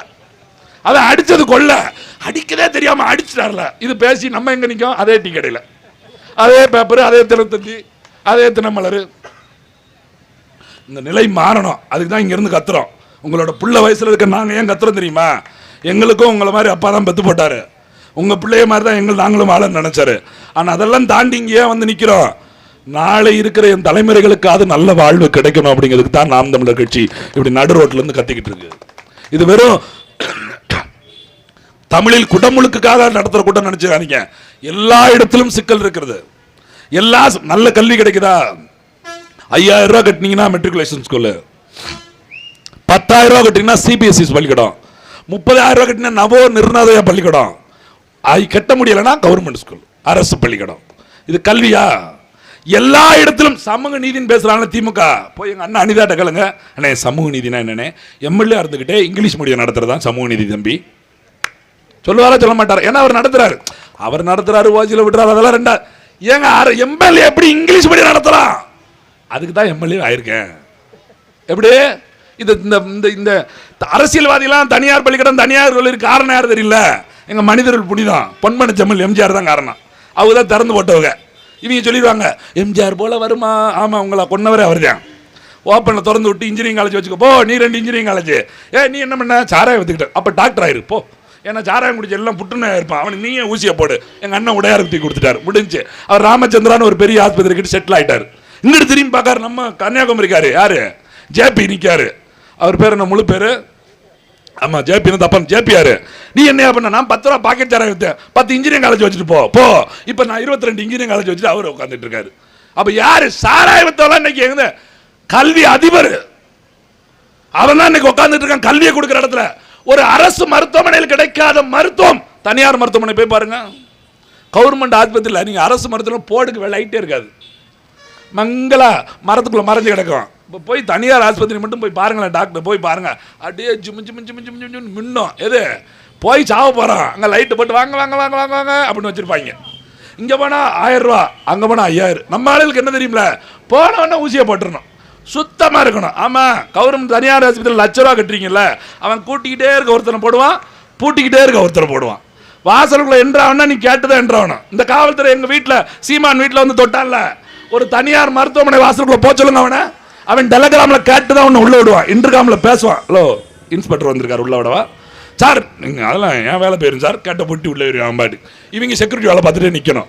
ஆனால் நம்ம வீட்டில்னா டப்பு டப்பு டப்பு, திறக்கலாம் டப்பு, அவ்வளோதான் முடிஞ்சு. கேட்டா ஏன்டா திறக்கல நாய பதில். எப்படி என்ன வேணாலும் பேசலாம், அப்படி யூனிஃபார்ம் இருக்குல்ல. உண்மை என்ன தெரியல, ரிட்டர்ன் மறுற சொந்த ஸ்டேஷன்லையும் மதிக்க மாட்டாங்க. நேற்று வரைக்கும் இருப்பான் ஸ்டேஷனில், இன்னைக்கு ரிட்டர்டு 3 மணிக்கு மேலே நாளைக்கு ஒரு பிரச்சனை இருந்தானுங்க. ஆள் ஊசி வேலை பார்க்கும்போது என்ன வேலை பார்த்தான், என்னையும் அவங்க ஆள் உட்கார வச்சிருக்கேன். அவர் ரிட்டையர்ட் ஆகிட்டான், பிரச்சனை ரிட்டையர்ட் ஆன முதல் வீட்டில் நடக்க வேண்டியதானே, எதுக்கு சண்டை எடுத்துட்டு இங்கே வரா? யாரு சொல்றதே போலீஸ் தான். நான் நினைச்சுக்கேன் அப்படி நம்ம பரவாயில்ல பார்க்கோம். என்னன்னா செஞ்ச விட செஞ்ச துரோகம் வரும், இதே தான் ஆட்சியாளருக்கு வந்து சேரும், இதே தான் ஆட்சியாளருக்கு வந்து சேரும். தமிழ் கடவுள் தமிழ் கடவுள்னு சொல்லிட்டு தமிழ் கடவுள் முருகனுக்கு தமிழில் நீ குடமுழுக்கு நடத்துவதற்கே நீதிமன்றம் போற அளவுக்கு வைக்கிறீங்களே, வர்ற தேர்தலில் மக்கள் இதுக்கு முடிவு கட்டுவான். நீ சொல்லுவல திராவிட மாடல் தானே தமிழர்களுக்கு ஓட்டு கேட்கும்போது தமிழர்களே நீங்கள் கடலுக்குள் வீழ்ந்தாலும் உங்களை கட்டுமரம் போல காப்பா. யாரு? கலைஞர். ஜெயிச்ச உடனே இது திராவிட மாடல். அப்ப திராவிடர்களே போட வேண்டியதானே? ஏன்னா ஓட்டு கேட்கும்போது தமிழ, ஜெயிச்ச உடனே திராவிடனா. ஓட்டு கேட்கும்போது திராவிட மாடல். இப்ப மாடல் மட்டும்தான் இருக்கு, திராவிடம் அடி நாம் தமிழர் அடிக்கு அடியில பிச்சுக்கிட்டு கிடக்கு.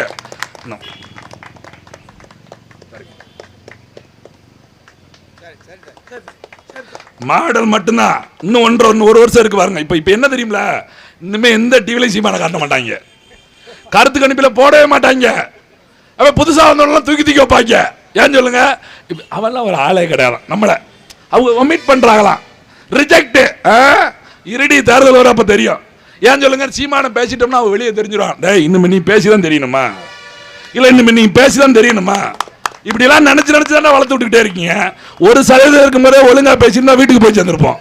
நீ ஒதுக்கி வச்சு பாரு. எந்த கட்சியும் இல்லாத சாதனை, தனிச்சு நின்று மாநில அங்கீகாரம் பெற்ற ஒரே கட்சி நாம் தமிழர் கட்சி மட்டும்தான். நாங்க நாளைக்கு எம்எல்ஏ ஆகணும், 10 பேர் எம்பி ஆகணும், 10 பேர் எம்எல்ஏ ஆகணும் நினைச்சிருந்தா இந்த திமுக அதிமுக இதுக்கு முன்னாடி கட்சி நடத்துற அத்தனை பேர் மாதிரி நானும் கூட்டணி சேர்ந்து 2 எம்எல்ஏ ஆயிருப்போம். ஆகல. யாரு இவங்களோட சேர்ந்து கூட்டணி வைக்கவா? இவங்களோட சேர்ந்து எம்பி. எங்க அண்ணன் விஜயகாந்த் நிலைமை தெரியுமில, 28 சீட்டு வாங்கி எதிர்கட்சி தலைவர். இன்னைக்கு தேமுதிக எங்க இருக்கு? கழுத தெரிஞ்சு கட்டெரும்புல பொடியா போச்சு, எறும்பு கூட மிஞ்சல. 28 எம்எல்ஏ தூக்கிட்டாங்க, சீட்டும் கிடையாது நோட்டும் கிடையாது. இப்ப பாருங்க, இப்ப திமுக அதிமுக எங்க அம்மா திணறிக்கிட்டு இருக்காங்க, எங்க அண்ணியாரு. ஏன் சொல்லுங்க, ராஜ்யசபா எந்தி தந்தா எடப்பாடி, தள்ளனா ஸ்டாலின். அப்ப என்ன கொள்கை? அதெல்லாம் கிடையாது, சீட்டு தான் கொள்கை. இது கட்சியா? இப்படி எல்லாம் இருக்க கூடாதுன்னு சொல்லி தான் நாம் தமிழர் ஒரு கட்சி தொடங்கியிருக்கு. இப்ப எங்ககிட்ட என்ன சொல்றாங்க தெரியுமா, நீங்க அதிமுக கூட்டணி வச்சா திமுக தோக்கடிச்சிடலாம்ல. திமுக தோக்கடிக்கிறதுக்காக கட்சி தொடங்கினாங்க. நாம் தமிழர் ஆட்சிக்கு வரணுங்கிறதுக்காக கட்சி தொடங்கினவங்க.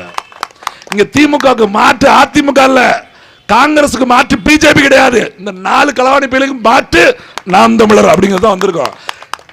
இன்னைக்கு 2 சீட்டு 4 சீட்டு 6 சீட்டு கட்சி ஆரம்பிச்சோம் இல்லைங்க, இந்த நாட்டை வெல்வதற்காக கட்சி ஆரம்பிச்சோம் நாம் தமிழர் கட்சி.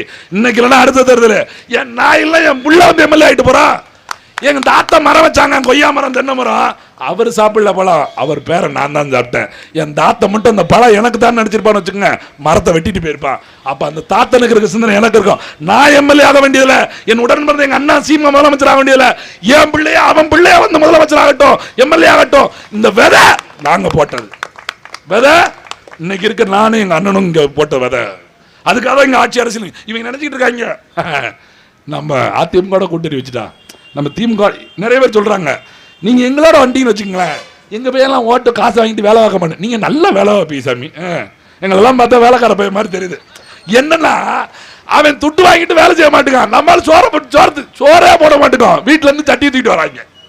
என்னையா என்ன நீங்க எப்படி சாப்பாடு தர மாட்டியா, வீட்டுக்காரர் சொல்லிட்டா போய் தான் தொலை போற சோத்தை தின்ட்டதால அப்படி சொல்லி போட்டு கொடுத்துட்டா, அதெல்லாம் வாங்கின பிரச்சாரத்துக்கு போக சொல்லி நம்மளால சோத்தை கட்டிட்டு வராங்க. எப்படா இப்படி இருக்காங்க இவங்களா அப்படின்னு இவன் பதறியான். ஏன்னா எந்த கட்சியும் கூட்டணி இல்ல, நயா பைசா இல்ல.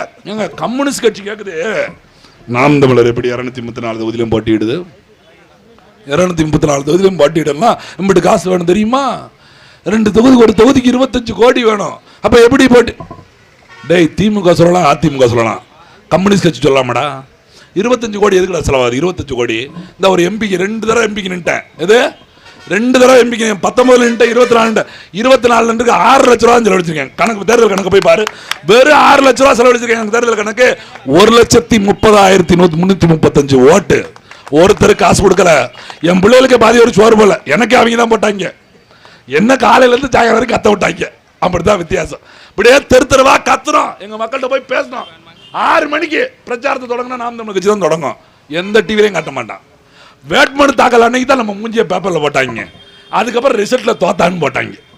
அதுக்கு முன்னாடி வரைக்கும் ஓட்டுக்காரு போனா இவங்க பிரச்சாரத்துக்கு போனா இவங்க எதுவுமே அப்படி இங்க வந்தா பாருங்க, திமுக வேட்பாளர் ஓட்டு கேட்டார், அவர்களுக்கு ஆராத்தி எடுத்தார்கள். ஏழை உங்க ஆராத்தி லட்சணம்லாம் எங்களுக்கு தெரியாது, தட்டத்துக்கு கூட 200 ரூபா, அதுல கொளுத்தி வச்சு 500 ரூபா, நானும் சொல்ல போறேன், எடுத்துறேன் அவன் மூஞ்சிலே ஊத்திரு 1000 ரூபா நான் கொடுக்க அப்படின்னு சொல்ல வரப்போறேன். பாருங்க வரும், எவனாவது எரிச்சல் பிடிச்ச வரத்தான் போறா, அப்படியே தீயோட மூஞ்சில ஊத்தத்தான் போறா.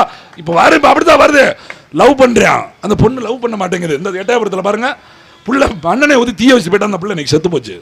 காவல்துறை எங்க போச்சு, உடனே சொல்லுவாங்க, எங்க அதுக்குன்னா நாங்கங்க இந்த பே ஊத்துனதுக்கு நாங்களா பொறுப்பு. உளவுத்திறன் ஒன்று இருக்குல்ல, அதுதான் சொல்லணும். இன்றைய இளைஞர்களோட மனது என்னவாக போய்கொண்டிருக்கிறது. காதலிக்கிறனா கூட ஒன் சைடோட வாழ்ந்த காதல் ஒரு காலங்க, நாம சொல்ல பொண்ணை ரசிச்சிட்டோம், அந்த பொண்ணு நான் காதலிக்கிறேன்னு சொல்லாத வாழ்ந்த காதல் இன்னைக்கு மாட்டேன்னு சொல்றவட்ட போய் மூஞ்சில மண்ணனை ஊத்தி திராவத்தை ஊத்தி அவளை குத்தி கொலை பண்ற அளவுக்கு மனித மனம் ஆண்மகனோட நிலையா மாறிச்சு.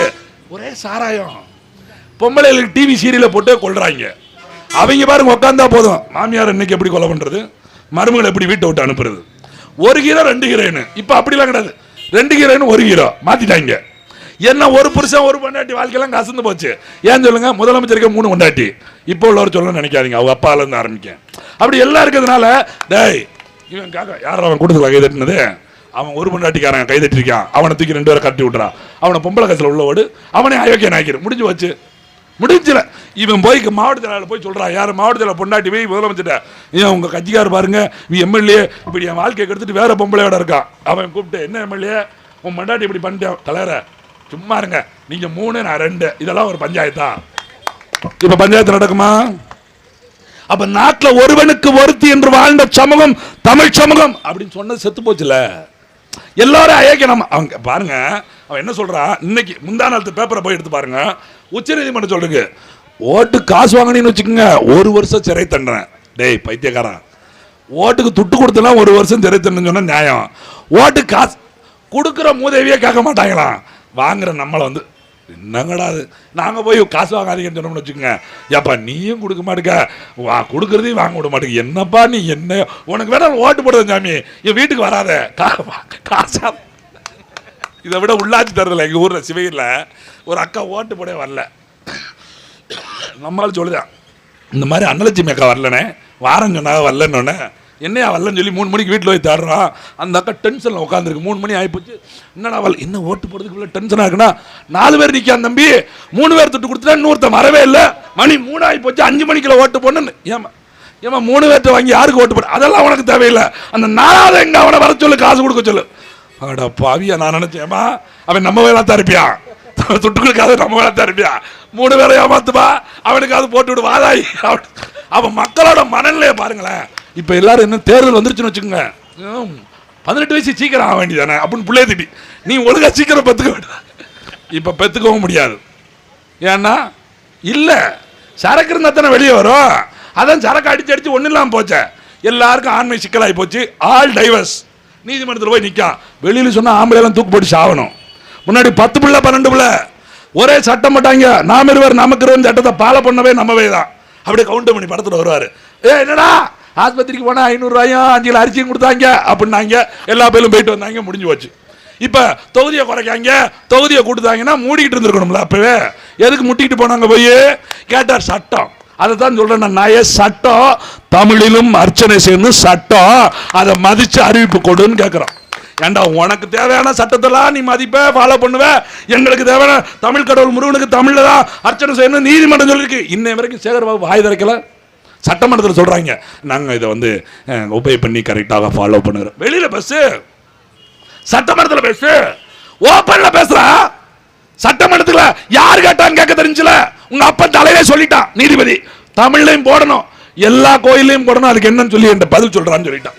பேசு வருங்கால. நான் அப்படி சொல்லல, இன்னைக்கு தமிழ்ல வேள்வி வளர்க்கிறோம், நாளைக்கு தமிழ்லயே அர்ச்சனை பண்றோம். அப்படி ஒரு காலத்தை நாம் தமிழர் கட்சி ஜெயிச்சு தான் செய்யணும் நினைக்காதீங்க. ஜெயிச்சா செய்வோம், ஜெயிக்கலாம் செய்ய வைப்போம். எப்படி இப்ப ஜெயிச்சிருந்தோம்னா இங்க நிக்க மாட்டோம். இங்க எங்க எம்எல்ஏ அனிதா இல்லாம என் அண்ணன் தம்பியா இருந்தாருன்னு வச்சுக்கோங்க, நாம் தமிழர் இப்படி போடாது. இப்போ திமுக இங்க போராடும், எங்க சொத்தை திருப்பி கொடுங்க, எங்க சொத்தெல்லாம் திருப்பி கொடுங்க, எங்க சொத்தை அப்படி போராட வச்சிருப்போம். ஏன் சொல்லுங்க, நாட்டில் கடன் எவ்வளவு? ஸ்டாலின் ஆட்சிக்கு வர்றதுக்கு முன்னாடி 4.5 லட்சம் கோடி, இன்னைக்கு 9 லட்சம் கோடி, 4 வருஷத்துல 5 லட்சம் கோடி கடன். பெருமை பீத்தலுக்கு நாங்க அதுக்கு அப்பட்டு கொடுத்தோம், இதுக்கு அப்பட்டு கொடுத்தோம், அங்க எழுதி செக் போட்டு கொடுத்துக்கிட்டு இருக்காங்க. வருமானம் ஒன்னையும் காணும். கேட்டா சாராய கடை ஒண்ணு தாங்க வருமானம். ஆமா 50,000 கோடி தானே வருது. இப்ப பாருங்க லட்சம் கோடி அதுல கொள்ளன்ட்டாங்க. இதுல சாராயத்துல மட்டும் லட்சம் கோடி. அவன் உடனே ஒரு அமுக்கு அமுக்குனாங்க 1000 கோடி ஆக்கிட்டாங்க. இன்னும் ஒரு அமுக்கு அமுக்குனாங்கன்னா யோசிச்சு பாருங்க, முடிஞ்சு போயிடும். அப்ப இப்படி எல்லாவற்றிலும் கொள்ளையடிச்சுமே இன்னைக்கு கடல்ல நிக்கிறீங்களே. இந்த நாட்டை கடல்ல வச்சு நீ இலவசம் கொடுத்தன கொடுக்காட்டி என்ன அப்புறம் என்ன நல்வாழ்வு? அப்புறம் என்ன நல்வாழ்வு? நாட்டில் வளமே இல்லையா? என்ன வளம் இல்லை இந்த திருநாட்டில்? ஏன் கையை ஏந்த வேண்டும்? வெளிநாட்டில் பேசுறான்ல. இன்னைக்கு ஏங்க அதிமுக ஆட்சியில நகராட்சியில வரி ஏத்துட்டாங்க. இவர் சொன்னாரு சொத்து வரியா, சொத்துக்கே வரியான்னாங்க. தலைவா இது சொத்து வரியா இல்ல உன் சொந்த வரியா? இப்ப நாங்க கேட்க வேண்டியிருக்கு. ஸ்டாலினை பார்த்து சொத்து வரியா இல்ல உன் சொந்த வரியா, இல்ல உனக்கு என்ன சொரியா? உனக்கு எடப்பாடி போட்டப்பா அப்படி கத்துக்கத்துனல. இப்ப நீ ஏன் 150 மடங்கு, 1 2 இல்ல 150 மடங்கு. வீட்டு ஓனர் 2 வீடு வாடகைக்கு விட்டானா வரி கட்டுறான். அவன் யார்கிட்ட வாங்குவான்? வாடகைக்கு போற ஏன்ட்டு தான் வாங்குவான். சென்னையில போய் பாருங்க, இதே திருச்செந்தூர்ல இருந்து நம்ம பிள்ளைங்க எத்தனை பேர் படிக்க போய் உட்காந்துருக்கா, வேலைக்கு போய் உட்காந்துருக்கா. அவன் எப்படி கட்டுவான் வாடகை? எப்படி கட்டுவான்? எப்படி கொடுக்க முடியும்? இப்படி எல்லாவற்றிலும் சுமை, வரி சுமை இவ்வளவு போட்டும் இன்னைக்கு அரசு ஊழியர்களுக்கு நல்ல வேலை வாய்ப்பை ஏற்படுத்தி தர முடியல. இப்ப காசு வாங்கணும், கவர்மெண்ட் காசு வாங்கணும், கவர்மெண்ட் கழுதையை தான் மேக்கன்னு சொன்னாங்கல்ல. இப்ப எவனும் நம்ப மாட்டான். ஏன் சொல்லுங்க, பழைய ஓய்வூதிய திட்டம் இல்ல, இனிமே கவர்மெண்ட் கழுதையை மேட்சான தனி கழுதையை மேட்சான அப்படிங்கிற மாதிரி ஆகி போயிடுச்சு. எவனை எப்ப வேலை விட்டு தூக்க போறான்னு தெரியாது. இதுல பீத்திடுவாங்க. நாங்க 2 லட்சம் பேருக்கு வேலை கொடுத்துருக்கோம். 2 லட்சம் பேருக்கு என்னடா வேலை கொடுத்தீங்க? வருடத்திற்கு எத்தனை ஆயிரம் பேர் இன்ஜினியரிங் முடிச்சுட்டு வர்றான். தினம் கல்லூரி திறந்துகிட்டே இருக்கான், பள்ளி திறந்துகிட்டே இருக்கான், வேலை இல்லையே. என் நகரங்களை முன்னேற்றுகிறான், மாநகராட்சியை முன்னேற்றுகிறான். கிராமம் என்ன ஆகும்? கிராமம் என்ன? நாடு முழுமைக்கு முன்னேறணும், கிராமப்புற பொருளாதாரம் கொண்டு வரணும், அரசு தொழில எல்லாவற்றையும் மாற்றம்னா சிரிக்கா. சீமா வந்து ஆடு மேய்க்க சொல்றாரு, சீமா வந்து மாடு மேய்க்க சொல். அதுமாதிரி வெளிநாட்டில் ஒட்டகம் மேய்ச்சிட்டு இருக்காங்க ஆளு. அப்ப மட்டும் சிரிப்பா வரணும். ஏன்னா ஊரா நாட்டில் போய் ஒட்டகம் மேய்க்கிறாங்க கேவலம் இல்ல, உள்நாட்டுக்கு ஆடு மேய்ச்ச கேவலமா? நீங்க யோசிச்சு பாருங்க. நான் ஜிம்முக்கு போறேன், ஜிம்முக்கு போயிட்டு இருக்கும் கை மட்டும் கும்முன்னு வீங்கிருச்சு. நீங்க என்ன சொல்லுவீங்க? தம்பி ஜிம்முக்கெல்லாம் போய் கையை கும்முன்னு வச்சிருக்கீங்க அப்படியா சொல்லுவீங்க? என்னடா கை மட்டும் இப்படி வீங்கி போய் கிடக்கு, எது நோயாடா? அப்படி ஏன் கை மட்டும் வீங்கினா நோய், உடம்பெல்லாம் சேர்ந்து குண்டானாதான் அது உடம்பு சரியா இருக்குன்னு அர்த்தம். ஒல்லியானா உடம்பெல்லாம் ஒல்லி ஆகணும், குண்டா அப்படின்னா என்ன அர்த்தம்? வளர்ச்சினா நாடு முழுக்க வளர்ச்சி ஆகணும். நகரம் முழுக்க வளர்ச்சி ஆயிட்டு கிராமம் முழுக்க படுத்து கிடந்தது வளர்ச்சி இல்லை, அது குறை பிரசவம்னு அர்த்தம். நகரங்கள் மட்டும் வளர்ச்சி கிடையாது, நாடு முழுக்க வளர்ச்சி. இதெல்லாம் திட்டம். இதை சொன்னா சிரிக்கிறது. நீங்க சொல்றதெல்லாம் கொண்டு வந்துட முடியுமா? நான் சீமான் பேசுறது நடந்துச்சுங்க. மீனவனை கடல்ல மீன் பிடிக்க போற மீனவனை சுட்டுக்கிட்டே இருந்தான், அவனுக்கு நெய்தல் படை அமைப்பேன்னு சொன்னா சிரிச்சான். கேரள முதலமைச்சர் அமைச்சிட்டான். ஏன் சொல்லுங்க? நான் சட்டம் இல்ல, எங்களுக்கு ஆட்சி இல்ல, சட்டம் போட்டுக்கிட்டு இருக்கோம். அவன் ஆட்சி வச்சிருக்கான், சட்டம் போட்டான், முடிஞ்சு போச்சா? புறம்போக்கு நிலத்தெல்லாம் விவசாயம் இல்லாம மாத்துவோம் அப்படின்னு சொன்னார் சீமா, சிரிச்சான். ஆந்திர பிரதேசத்தில் முதலமைச்சர் அறிவிச்சாரு 20 ஏக்கர் விவசாய நிலத்தை உண்டு பண்ணிட்டார். அங்க கைதட்டியான். ஏன்னா அவனுக்கு சட்டம், எனக்கு சட்டம். இங்க நல்லது செய்யறவன்ட்ட நீங்க ஓட்ட போட மாட்டீங்க, நாட்டை கொள்ளையடிக்கிற ஓட்ட போட்டு அவனை சட்டம் போட விடுறீங்க. எங்களை ரோட்ல கட்டி சத்தம் போட விடுறீங்க. பிறகு கேட்டா என்னப்பா ஒரே கத்துன்னு கத்துறீங்க அப்படிங்க. என்ன செய்ய சொல்லுங்க? கொடுக்கணும்ல வாய்ப்பு. எங்க எம்ஜிஆர் கொடுக்காத வாய்ப்பா? கருணாநிதி கொடுக்காத வாய்ப்பா? ஜெயலலிதாவுக்கு கொடுக்காத வாய்ப்பா? எடப்பாடி ஓபிஎஸ்கெல்லாம் வாய்ப்பு கொடுத்துட்டீங்க. எங்க அண்ணனுக்கு ஒரு தடவை கொடுத்தான் பாருங்களேன், கொடுங்களேன். எத்தனை தடவை ஓட்டு காசு வரும்? ஒரு தடவை ஓட்டு தன்மானத்தோட போடுங்க. நாம் ஏங்க நல்லா யோசிச்சு பாருங்க. நாங்க நேர்மையானவனா இல்லை, ஒரே ஒரு சான்று. உதயசூரியன் 50 வருஷமா இருக்கா சின்னம். இன்னைக்கு மாத்திட்டு நில்லுங்கன்னு ஒரு சவாலுக்கு சொல்லுங்க, கட்சி கழிச்சு ஓடி போயிடுவாங்க. ரெட்டலை கட்சி 2-3 உடஞ்சு ரெட்டலை ஏன் சொல்றீங்க? ஜெயலலிதாவே சேவல்ல செத்து போயிருச்சு. ஜெயலலிதாவே சேவல்ல செத்து போயிருச்சு. அப்ப ரெட்டலை வச்சு தான் உயிரோட வந்துச்சு. அப்ப சின்னம் தான் முக்கியம். ஆனா நாம் தமிழர் பாருங்க, முதல் தேர்தல முழுகுவத்தி, 2வது மாத்திட்டு விவசாயம் கொடுக்காங்க. அப்படியே 2 தேர்தல கொண்டு போய் பணியனை அடிச்செல்லாம் வச்சு இருக்க காசை போட்டுலாம் அடிச்சு வச்சிருக்கோம். உனக்கு இது கிடையாது, போ மைக்கு அப்படின்ட்டாங்க. இந்த பணியனை எங்க வர்ற? புதுசா பணி அடிக்க வழியில இப்ப மைக்கு தானடா, இதாண்டா சின்னம் அப்படின்னு இப்படி கைதிட்டு அலையிறோம். மைக் இந்த மைக்கை வச்சுக்கிட்டு அப்படி இப்ப 8.2% வந்துருச்சு. இவன் யோசிக்கா, என்ன சின்னம் கொடுத்தாலும் உதவியை பேசிக்கிட்டே இருக்காங்களே. இப்ப நான் என்ன சொல்றேன்? சின்னத்துக்கு தான் ஓட்டுன்றது உடைச்சு எங்களின் எண்ணத்திற்கு தான் வாக்கு என்பதை நாம் தான் நிரூபிச்சிருக்கோம். எனக்கு மக்கள் மேல குறையெல்லாம் கிடையாதுங்க. நான் தான் சொல்றேன்ல, வெறும் 6 லட்ச ரூபா செலவழிச்சு கிட்டத்தட்ட நான் ஒரு 200 பேர் வேலை பார்த்தேன். 200 பேருக்கு சாப்பாடு, 10 ஆட்டோக்கு, இதுக்கு தான் 6 லட்ச ரூபா செலவழிச்சேன். 1,30,000 பேர் எனக்கு வாக்கு செலுத்திருக்காங்க. இதே தொகுதியில 1 லட்சத்துக்கு, தூத்துக்குடியில் 1,20,000 ஓட்டு, ஒரு 10 லட்ச ரூபா செலவழிச்சிருப்பாங்க. அதிகபட்சம் 10 லட்ச ரூபா. ஒரு 200 பேர் அவனுக்கு சாப்பாடு என்ன, அவன் வண்டிக்கு என்ன, ஒரு வேலுக்கு ஆட்டோக்கு டீசல். யாரு நம்மளால பைக் விடுந்தான்னு வச்சுங்களேன், அப்படியே ஓடி போயிருங்க. டீசல் நம்மளால் போட மாட்டாங்க, பெட்ரோல் போட மாட்டாங்க. அந்த ஆட்டோக்கு டீசல், ஆட்டோ காசு, இங்கிட்டு சாப்பாடு. அது பிரியாணி நினைச்சிட்டு இருக்கீங்க, பிரிஞ்சியாத்த வரும். எது நாம் தமிழ் கட்சியில் பிரியாணிலாம் ஒரு நாள் போடுவாங்க. நம்மளால அதை வச்சுட்டு சும்மா இருக்க மாட்டாங்க. பிரியாணி பாத்தீங்களான்னு பெருமை பீத்திடுவாங்க. அவன் நினைச்சுக்கிறியா இவனுக்கு எங்கேயோ காசு வருது வரைக்கும் நல்லா பிரியாணி. அவன் அது எப்படின்னா தினம் பிரியாணிங்கிற மூடிட்டு கிடப்பான். ஒரு நாள் பிரியாணி பார்த்துருவாப்பா, பிரியாணி அப்படி வாங்கல. அது மாதிரி நம்ம ஆளுக்கு ஒரு நாள் பிரியாணியை போட்டோம்னு வச்சுக்க, பாருங்க பிரியாணியா பாருங்க. அவன் பார்த்தீங்களா அது எல்லா தரலையும் தோத்துக்கிட்டு இருக்காங்க, பிரியாணியா திங்க பாருங்க. அவன் பேசி, டேய் நீ தினம் பிரியாணி தானே திங்க, ஏன்னா காசு அவங்களுக்கு வருதுங்க, அங்க இருந்து வருது, இங்க இருந்து. எங்க வீட்டுக்கு என்ன ரைடு 18 கோடி அடிச்சுட்டு போயிட்டான்னு பேசிக்கிட்டாங்க. பேப்பர்ல போட மாட்டேங்க, போலீஸும் சொல்லல 18 கோடி. என்கிட்ட இருந்து 2 செல்போன் மட்டும் எடுத்துட்டு போயிடுச்சு. போய் என்கொயரிக்கு போனேன், அதே பேச்சு தான். உங்க அப்பா வேற என்ன, உங்க அம்மா வேற என்ன, நீங்க கறி சாப்பிடுவீங்களா காய்கறி சாப்பிடுவீங்களா, இது மாடா கேட்குறாங்க. அப்படி எல்லா 15 சொல்லி கக்கூஸ் போற வரைக்கும் எப்படி கழுவுறது, எந்திக்கிறது, கப்பை எப்படி மாத்துறது, தாயில எல்லாம்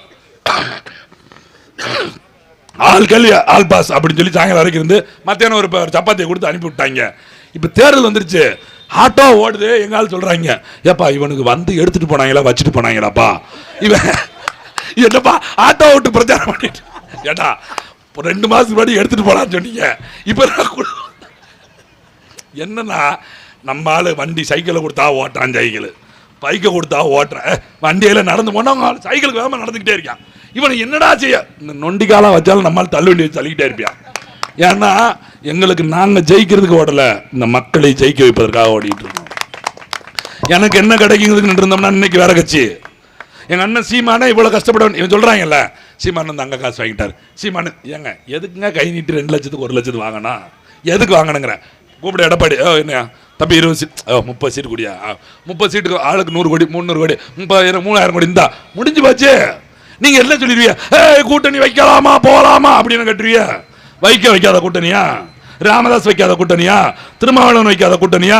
இங்க இருக்கக்கூடிய அரசியல் கட்சி கிருஷ்ணசாமி, ஜான்பாண்டி, சரத்குமார், கருணாஸ் யார் வைக்காத கூட்டணி? இன்னைக்கு இவன் கூட நாளைக்கு அவன் கூட, இன்னைக்கு இவன் கூட நாளைக்கு அவன் கூட. இதுக்கு பேரே வேற, இதுக்கு பேரே வேற. ஆனாலும் ஓட்டு போடுறீங்க. எங்களுக்கு போக தெரியாதா? ஏன்னா பேர் வேற. போக மாட்டோம். ஏன் சொல்லுங்க? மான தமிழ நிப்போம், அடிச்சுதான் நிப்போம். ஒரு வரலாறு படப்போம். இது வரைக்கும் ஒவ்வொருத்தரும் இருந்து இங்க திருமாவளவன் வந்து பேசிருக்காரு பாருங்க. கூட்டணி இல்லாமலாம் தேர்தலை சந்திக்க முடியாதுங்க. செஞ்சிருவாங்க நம்மள.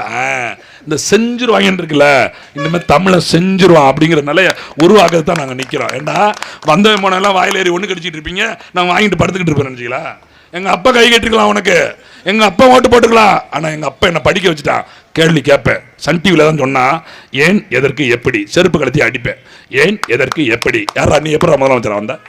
எப்படா நீ ஏன்டா வந்த? இங்க சோத்துக்கு வந்த ஏஜமா? சோத்த தினியா போயிருக்கணும்ல. எப்படா முதலமைச்சரான? எதுக்குடான? யாரா கேட்க சொன்னா? ஒன் டிவியில் தான்டா கேட்க சொன்னா. ஏன் எதற்கு எப்படி கேட்பேன்.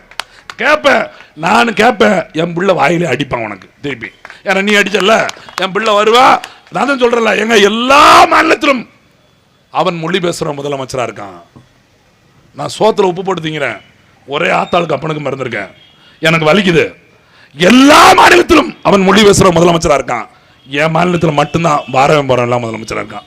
8 கோடி தமிழருக்கு இல்லாத தகுதி 2 கோடி தெலுங்கு, ஒரு தெலுங்கு பேசுறவனுக்கு மலையாளம் பேச ஏன் வருது? ஏங்க 39 எம்பி கேரளாவில் போய் பாருங்க, ஒரு தமிழன் கிடையாது. ஆந்திராவில் எம்பி இருக்கா, ஒரு தமிழனுக்கு சீட்டு கிடையாது. தெலுங்கானாவில் எம்பி, ஒரு தமிழனுக்கு சீட்டு கிடையாது. கர்நாடகத்தில் எம்பி, ஒரு தமிழனுக்கு சீட்டு கிடையாது. இங்க 40 எம்பி, 27 பேர் மாற்று மொழி பேசுறவன். யோசிச்சு பாருங்க, 40 பேர் 27 பேர் மாற்று மொழி பேசுறான். 32 அமைச்சர், 9 அமைச்சர் மாற்று மொழி பேசுறான். கன்னடத்தில் அவன் நாங்க வந்து எம்எல்ஏ ஆயிக்கிறோம் அப்படின்னு பேசிக்கிட்டு இருக்கான். அங்க போய் சொல்ல வேண்டியதானே, மொழி சாவனிஸ்டா, ஏண்டா தமிழனுக்கு சீட்டு கொடுக்க மாட்டேங்கிறீங்க? நீ மொழி வெறியண்டா, ஏண்டா தமிழனுக்கு சீட்டு கொடுக்க மாட்டேன் கேட்க வேண்டியதானே? இது எப்படி இருக்கு தெரியுமா? ஆளுக்கு ஒரு லட்டு கொடுப்பாங்களாம். இவர் தெலுங்கு, மலையாளி, கன்னடம், தமிழன், இவங்க 3 பேர் லட்டை தின்றுவாங்களாம். நான் இப்படியே வச்சுக்கிட்டே இருக்கணுமா? அவங்க 3 பேர் நக்கி திம்பாக நான் பார்த்துக்கிட்டே இருக்கணுமா? அப்படின்னா என்ன இருக்கணும்? என் கை ஊனமா இருக்கணும், என் வாய் ஊனமா இருக்கணும். ஒன்று வாய் இருந்தால் கூட இப்படி தின்றுவேன், கை இருந்தால் இப்படி தின்னு. 2 ஊனமா இருந்தா தான். இப்போ எனக்கு கையும் வாயும் ஊனல, என் புத்தி ஊனமா இருந்தது. என் புத்தி ஊனமா இருந்தது. இந்த லட்டு ஓன் லட்டு இல்லடா, மற்றவங்களுக்கு கொடுக்குற லட்டுன்னு சொல்லி வச்சிருந்தான். இப்போ புத்தி விளங்கிருச்சு. விலங்க உடைச்சிட்டான் சீமா. வந்துட்டு நீ தமிழண்டான்னு பேசி உடைச்சிட்டு இந்த லட்டு ஓ இதுல செருப்ப கலத்து ஐயால ஓ லட்டத்துலடா, ஏன் லட்டு இருக்கிற வாய் வைக்க அப்படின்னு எரிச்சல் இப்பதான் வருது. இப்போ கோவம் வருது. அப்போ கட்டுப்பாது. ஏண்டா 12 வருஷமா லட்டை ஏமாத்திருக்கோம், வருது வாயில நல்லா வருது. அப்படி வருது. அப்பதான் பிரச்சனை. என்ன ஆகுது? ஏன் கோபப்படுறீங்க? ஏன் கோபப்படுற?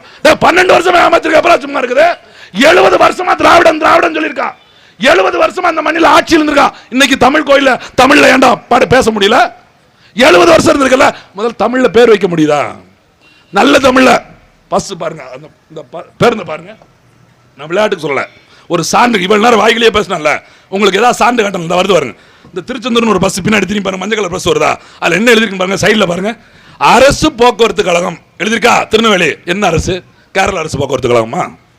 கர்நாடக அரசு போக்குவரத்து? என்ன தமிழ்நாடு அரசு போக்குவரத்து இருந்துச்சு? எங்க போனா இங்க? இவன் தமிழ்தானே பேசினா. 4 வருஷமா ஸ்டாலின் ஆட்சிக்கு வந்தோன்னு எல்லா பஸ்லையும் அடிச்சிட்டாங்க. தமிழ்நாடு அரசு என்ன அர்த்தம் தெரியுமா? இதை விற்க போறாங்க, அதுக்கு தான் ரெடி பண்ணிட்டாங்க. புரியுதா உங்களுக்கு? அவர் நமக்கு அதை பத்தி யோசிக்கிறது இல்லை. என்ன பஸ் வருது, பஸ் வருது, மஞ்சள் கலர் பஸ் வருது, ரோஸ் கலர் பஸ் வருது, சிவப்பு கலர் பஸ் வருது, சிங்கிச்சா அப்படின்னு நினைச்சுக்கிட்டு இருக்கான். அவன் அடிச்சு முடிச்சுட்டு போயிட்டான். அரசு போக்குவரத்து இந்த எழுதி வச்சிருக்கான்ல, எதுக்கு தனியார் வண்டி? எதுக்கு பேர் வச்சிருக்கான்? ஹரிஹர சுதன். எதுக்கு? அவன் மகன் பேரு இல்ல அவன் பேரு, எங்க வண்டி அப்படின்னு சொல்றான். அப்ப நான் யாரு? எழுதல அரசு எழுதுவாங்க. தமிழ்நாடு அரசு போக்குவரத்து கழகம் தானே எழுதிருக்கணும். ஏன் அரசு போக்குவரத்து கழகம் இருக்கு? எந்த அரசு? ஏன் எழுதல? இதை கேட்கணும் இல்லைங்க. இதை கேட்கறதுக்கு ஒரு ஆன்மகம் வேணும்ல, அது மாதிரி ஒரு கட்சி வேணும்ல. அதுக்கு தாங்க நாம் ஜெயிக்கிறோம் தோக்குற அப்புறம் விடுங்க, அதெல்லாம் ரெண்டாவது. நான் தான் சொல்றேன்லங்க, இவங்க நான் நினைக்கவே இல்லைங்க. சந்திரனுக்கு மகனா பிறந்த மதிவான ஒரு எம்பி எலெக்ஷன் 1,30,000 ஓட்டு வாங்க வேணலாம் நான் கனவுல நினைக்கலைங்க. போதுங்க எனக்கு. நான் இன்னும் எம்பிக்கு நிக்கணும் அவசியம், எம்எல்ஏக்கு ஜெயிக்கிறேன், அதெல்லாம் தேவையில்லைங்க. எங்க அண்ணன் சாதிச்சு காட்டிட்டான். ஒண்ணுமே இல்லாத பேரை கொண்டு வந்து நிப்பாட்டி 1,30,000 பேரை ஓட்டு போட வச்சு. இன்னைக்கு என்ன ஊர்ல சொல்றாங்க, தம்பி தொடர்ச்சியா நில்லுங்க ஜெயிச்சிருவீங்க, தம்பி நீங்க நில்லுங்க ஜெயிச்சிருவீங்க, வேற கட்சி போயிடாதீங்க, தொடர்ச்சியா நில்லுங்க ஜெயிச்சிருவீங்க. எல்லா பேரும் கட்சி விட்டு ஓடிட்டு இருக்கான். தம்பி நீங்க உங்களுக்கு வாய்ப்பு இருக்கு, நில்லுங்க. யாரு? எனக்கு ஓட்டு போட்ட எங்க அண்ணன் தம்பி 1000 பேர் சொல்றாங்க. இந்த நிலை யார் கொண்டு வந்தா? எங்க அரசியல் தான், எங்க அண்ணன் பேசுற அரசியல் தான். இது பிரிவினைவாதம் கிடையாது, யாரையும் பிரிச்சு பார்க்கல, என் உரிமை. எங்க அண்ணன் தம்பி 4 பேர் இருந்து ஒருத்தர் சொத்தை விட்டு 3 பேர் கொள்ளையடிச்சா ஒத்துக்குருவானா? வீட்டு வீட்டுக்கு வாசப்படி சண்டை இருக்கு, வீட்டு வீட்டுக்கு வாய்க்கா பிரச்சனை, ஏதோ பங்காளி சண்டை தானங்க.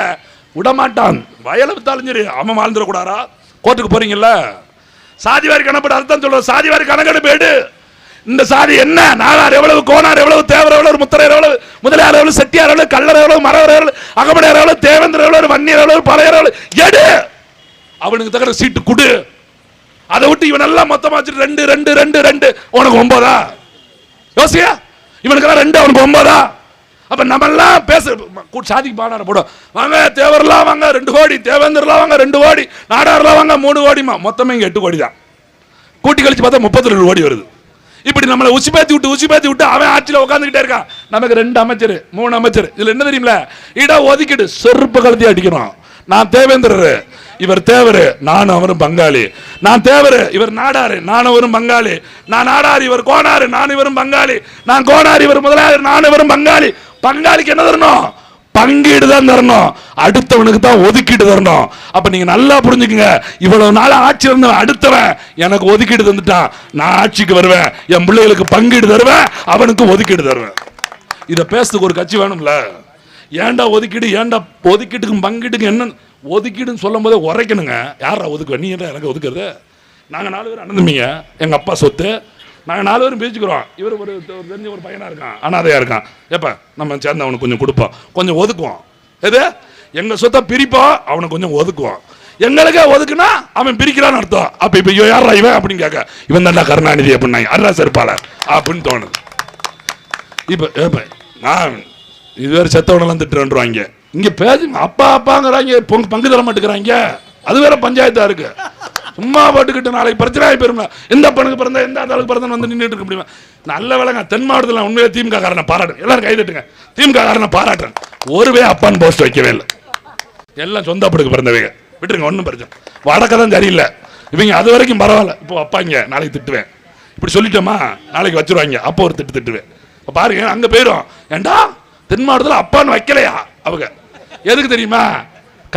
நேரு மாமான்னு சொல்லிட்டாங்களாம், சோனியாவை அன்னைன்னு சொல்லிட்டாங்களாம், ஜெயலலிதாவை அம்மான்ட்டாங்களாம். அங்கே தலைவர் நம்மளை என்ன சொல்ல, அப்பா அப்படின்னு சொல்லிடுவோம் அவங்களுக்கு. ஏய் தாத்தா, இப்போ ஏற்கனவே சும்மாவே தாத்தா. இது என்னன்னு தெரியல, மாணவரின் தலைவருக்கு வயசு இருந்தது 50, மாணவரணி தலைவர் அவர்.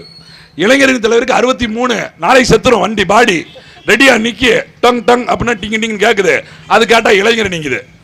என்ன மனசாட்சியில் பள்ளிக்கூடம் காலேஜ் படிக்கிறவனை போடுங்க அப்படின்னா அவனுக்கு கட்சியில் இடம் கிடையாது தம்பி, ஓட்டு போட மட்டும்தான் இடம். இப்போ தெரியுதா இருக்கு, இவர் இப்போ அப்பாகிறாராம். தாத்தாவாயி அவன் பேரன் ஆட்சிக்கு வரது ரெடி ஆகிட்டான், சீனுக்கு ரெடி ஆகி வந்துட்டான். இவனை மாதிரியே 2 ஜோடி கட்டிட்டான் இப்போவே. ஏன்னா தகுதி தமிழ்நாட்டுக்கு முதலமைச்சர் 3 இருக்கணும். அப்போ ரெடி ஆகிட்டு அவன் வந்து போட்டோ எடுத்து போட்டு இங்கன்னு போட்டு விட்டான். அவரோட சொல்லு, என் மகனோட சுதந்திரத்தில் நான் தலையிடுறதே இல்லை. ஆமாம், நீங்களும் உங்களுக்கு கார் விட்டு விளாடுறீங்க. இங்கே நாட்டில் பல பிரச்சனை இருந்துக்கிட்டு இருக்கு. அவன் கூட நடிச்சவன் கேட்டாரான், நான் வண்டி ஓட்டணும் மாமா, நான் கார் தான் ஓட்டன்னு இருக்கான். நடு சென்னைக்குள்ள ஓட்ட விட்டுருக்காரு கார். கேட்டால் ரேஸ் வைக்க ரேஸ் அடங்க இரு வடும் செயலுக்குள்ள ஓட்ட விடுவோம் பாரு. இப்போ சொல்லுவாங்க, ஸ்டாலின் வாங்கிய அடிகளை தெரியுமா, தடாவிலே பொடாவிலே இரு நெஞ்சில் இருக்கு உனக்கு. செயல் எப்படி இருக்குன்னு நம்ம காட்டுறோம் பாரு. ஏன் தெரியுங்க, பாளையங்கோட்டை சிறையிலே பாம்பு கிடையிலே கருணாநிதி அப்படின்லாம் பேடி படிச்சிருப்பாங்களே, எல்லாம் டயலாக் தான், சினிமா டயலாக் தான். ஒரு வேலும் போல நாம் தமிழர் ஆட்சிக்கு வருது, இவங்க அப்பத்தான் ஜெயிலே பார்க்க போறாங்க. சொத்து பத்து இந்த நாட்டில் கடன் சொல்றாங்கல்ல, நாட்டில் ஆசியாவில் 5வது பணக்காரங்க தமிழ்நாடு கடனில் கிடக்குங்க. இன்னைக்கு சன் டிவியோட சொத்து மதிப்பு தெரியுமா? சன் டிவி, உதயா டிவி, அந்த டிவி இந்த டிவிங்க, எந்த 7 டிவி இருக்கு, எத்தனை நெட்வொர்க் இருக்குன்னு தெரியல. என்ன குடும்பமே எப்படின்னு தெரிய மாட்டேங்குது. ஒரு குறு புகைப்படம் எடுத்தா போட்டோக்காரன் கல்யாணம் பண்ண விட்டு வெளியே போயிடுறான். ஏன்னா முழுசா பத்த மாட்டேங்குது. பின்னாடி பின்னாடி பின்னாடி என்னடா குடும்பம் இன்னும் வந்துகிட்டு இருக்குங்க. அவன் 3 இது 3வதுக்கு 2வதுக்கு அது வந்ததுக்கு போனதுக்கு வச்சதுக்கு கல்யாண மண்டலத்தில் இருக்கலாம், அவன் குடும்பமாக தான் இருக்கான், கருணாநிதி குடும்பமாக தான் இருக்காங்க. அப்போ அவன் தொழில் பண்ணிக்கிட்டு தான் இருக்கான், எவனும் பிச்சைக்காரன் இல்லை, எல்லாம் தொழில் பண்றாங்க. அங்க இங்க என்னடா எல்லாம் கணக்கெடுத்து பார்த்தா நாட்டோட கடன்லாம் இப்படித்தான் இருக்கு. அவங்க சொத்துக்கு முன்னாடி இந்த எலக்ட்ரிக் ஃபார்ம் அந்த கம்பி இருக்கு பாருங்க, கரண்ட் கம்பியில் ஓட்டின சாணி தான் கடன், கரண்ட் கம்பி தான் அவங்க சொத்து. எப்படி சாணி எப்படி தள்ளினா விழுந்து போயிடும், அம்படி கடன் தூக்கி நம்ம மேலே வச்சுக்கிட்டு அவங்க அவ்வளவு. எது திருவாரூர்லேருந்து சென்னைக்கு வர்றதுக்கு காசு இல்லாமல் திருட்டு ரயிலில் ஏறி வந்த கருணாநிதினு அவங்க தான் பாடிருக்காங்க, நாங்கள் சொல்லலை. ஆனா நாங்க சொல்றோம், உண்மையில கவர்மெண்ட் ஊழியெல்லாம் சரியா வேலை செய்யலைங்க. இப்ப இல்ல, அப்ப இருந்து வேலை செய்யல. கக்கூசில் எவனாவது ஒளிஞ்சிருக்கானா டிக்கெட் எடுக்காம அப்படின்னு அப்பவே பார்த்திருந்தா நாடு உருப்பட்டிருக்குமா. சரி, அப்பயாவது தப்பிக்க விட்டாங்க.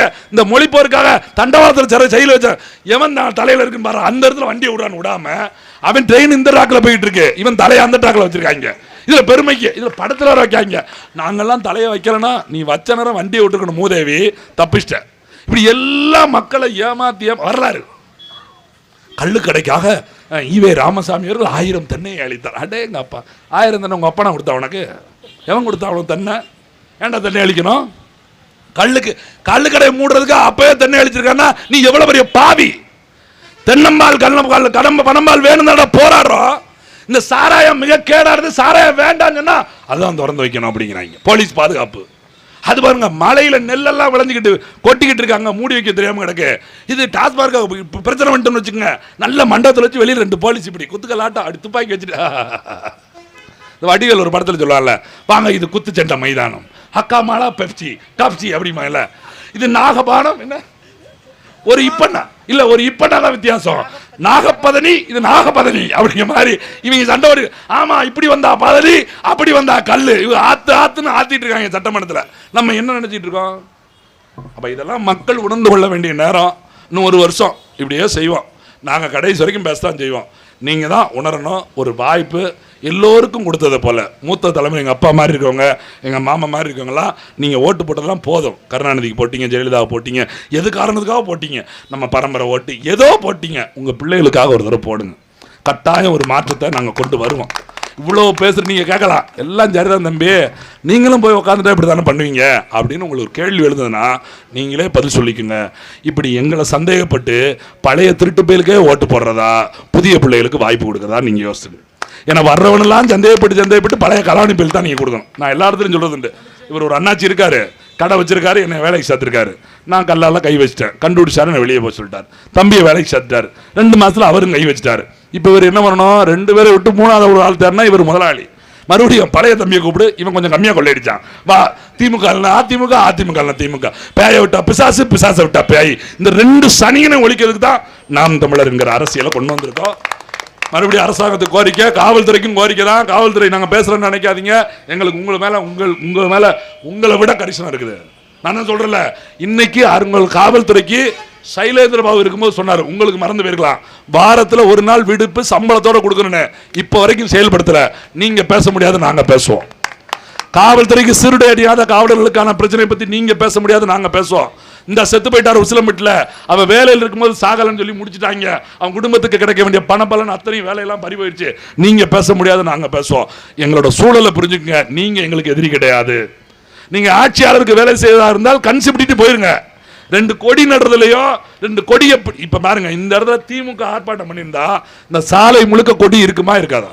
அதிமுக ஆர்ப்பாட்டம் பண்ணியிருந்தா திருச்செந்தூர் முழுக்க கொடி இருக்குமா? முருகனே மறைஞ்சு போயிருப்பாங்க. முருகனே மறைச்சு ஸ்டாலின் தான் முருகனாயி. என்ன படத்துல சொல்லுவாங்கல்ல, ஐயா அப்பா அப்பா அப்பா அப்படி, அப்பா யாரா அப்பா, டே முருகப்பாடா, இது ஸ்டாலின் அப்பா அப்படிங்கிற அளவுக்கு மாத்தி எல்லாத்தையும் செஞ்சிருப்பாங்க. அவங்ககிட்ட எல்லாம் உங்க சிம்ப எடுபடாது, உங்களோட பூச்சாண்டி எடுபடாது. ஏன்னா அவங்ககிட்ட அதிகாரம் இருக்கு. அதிகாரம் என்றைக்கும் ஒருத்தன்ட்டே இருக்காது. நாளைக்கு ஓட்டு மாத்தி விழுந்ததுன்னா அதிகாரம் நாம் தமிழர் பக்கம் வந்துடும். அதை மனசுல வச்சுக்கோங்க. நாங்கெல்லாம் விளையாட்டுக்கெல்லாம் விட மாட்டோம், மனசுல வச்சுக்கிட்டே தான் இருப்போம். ஏன்னா எனக்கு தமிழனோட பரம்பரை படம் தெரியுமா? எனக்கு கிடைக்கிற துன்பம் என் எதிரிக்கும் கிடைக்கக்கூடாதுன்னு நினைக்கிற குணம் தான். ஆனா துன்பத்தை ஏற்படுத்தியவனுக்கு மறுபடியும் துன்பத்தை கொடுப்பதுதான் சரியான தீர்வு. இங்க நல்லா வேலை பார்க்காத ரொம்ப திரும்பத்தனம் பண்ற எத்தனை பேரும் குறிச்சு வச்சுக்கிட்டே இருப்போம். ஒண்ணு நாம் தமிழர் ஆட்சிக்கு வந்துன்னா விஆர்எஸ் வாங்கிட்டு ஓடி போயிருங்க. ஆட்சியில் இருந்துட்டீங்க, செஞ்சு விட்டுருவோம் பாத்துங்க. அப்புறம் விளையாட்டுக்கு சொல்றோம்னு நினைக்காதீங்க, கட்டாயம் நடக்கும். என்ன எம்எல்ஏ ஆனோட எங்களுக்கு காவலுக்கு போட்டுருவோம் உங்களை. தம்பி தண்ணி எட்டு வா, தம்பி இந்த வாசல் வந்து நில்லு, நான் இன்ஸ்பெக்டர் அப்படி ஓரம் போய் நில்லு, உட்கார நிற்காத சேர் தள்ளி போடு, நம்ம ஆளெல்லாம் உட்கார வை, இப்படி சொல்லி விட்டுருவோம் பாத்துங்க. அதனால அதை நினைச்சு ஓட்டு என்னைக்குனாலும் மாறும், சட்டம் என்னைக்குனாலும் மாறும், அதிகாரம் என்னைக்கு வேணாலும் மாறும். மக்கள் நிரந்தரமானவங்க. அதை மனசுல வச்சு மக்களுக்கு பணியாற்றுறோம், மக்களுக்காக பணியாற்றுறோம் உணர்ந்து இந்த அரசியல்வாதிகளும் திமுகவும் தங்களை நிலைப்பாடை மாற்றணும். எங்க அண்ணா அனிதா இங்க அமைச்சர் தானே, அவர் அமைச்சராக தான் இருக்காரு. சட்டமன்றத்தில் சொல்லுங்க தலைவரை, நீங்க அதிமுக அமைச்சர், திமுக அமைச்சர். அடே அப்பா, உங்களுக்கு இல்லாத பெருந்தன்மை யாருக்கும் கிடையாது. நீங்க சேகர் பாபு உங்க கூட்டாளி தான், உங்க பங்காளியா தான் இருப்பாரு. அதிமுக நீங்க ஜோடியார் சுத்திருப்பீல்ல, ஒரு போன் போட்டு சொல்லுங்க, இந்த பேவ சின்ன பேவ மானங்கட்ட கலியா அது என்னன்னு மாத்தியே பதினேன்னு என்னன்னு தெரியாதயா, கல்லுங்க மூசு போய் என்கிட்ட கேட்க வேண்டியதானயா அப்படின்னு சொல்லி ஒழுங்கா சட்டமன்றத்தில் பேச சொல்லுங்க. சட்டமன்றத்தில் நீதிமன்றம் சொன்ன தீர்ப்பை சொல்லி தமிழிலும் குடமுழுக்கு நடத்துவதற்கு ஏற்பாடு செய்வோம் அப்படின்னு உத்தரவு கொடுக்க சொல்லுங்க. உச்ச நீதிமன்றத்தில் ஒழுங்கா சரியான பதிலை கொடுக்கணும். இல்லாத பட்சத்தில் மறுபடியும் நாம் தமிழர் கட்சி தமிழ்நாடு முழுக்க களத்தில் இறங்கும். 2026 தேர்தல் மார்ச் அறிவிக்கிற வரைக்கும் மக்களை சந்திப்பதுதான் நாம் தமிழோட ஒரே வழி. அதை செய்து கொண்டே இருப்போம். வாய்ப்புக்கும் வாய்மொழி கேட்டமைக்கும் நன்றி கூறி விடுகிறேன். நன்றி, வணக்கம். நாம் தமிழர்.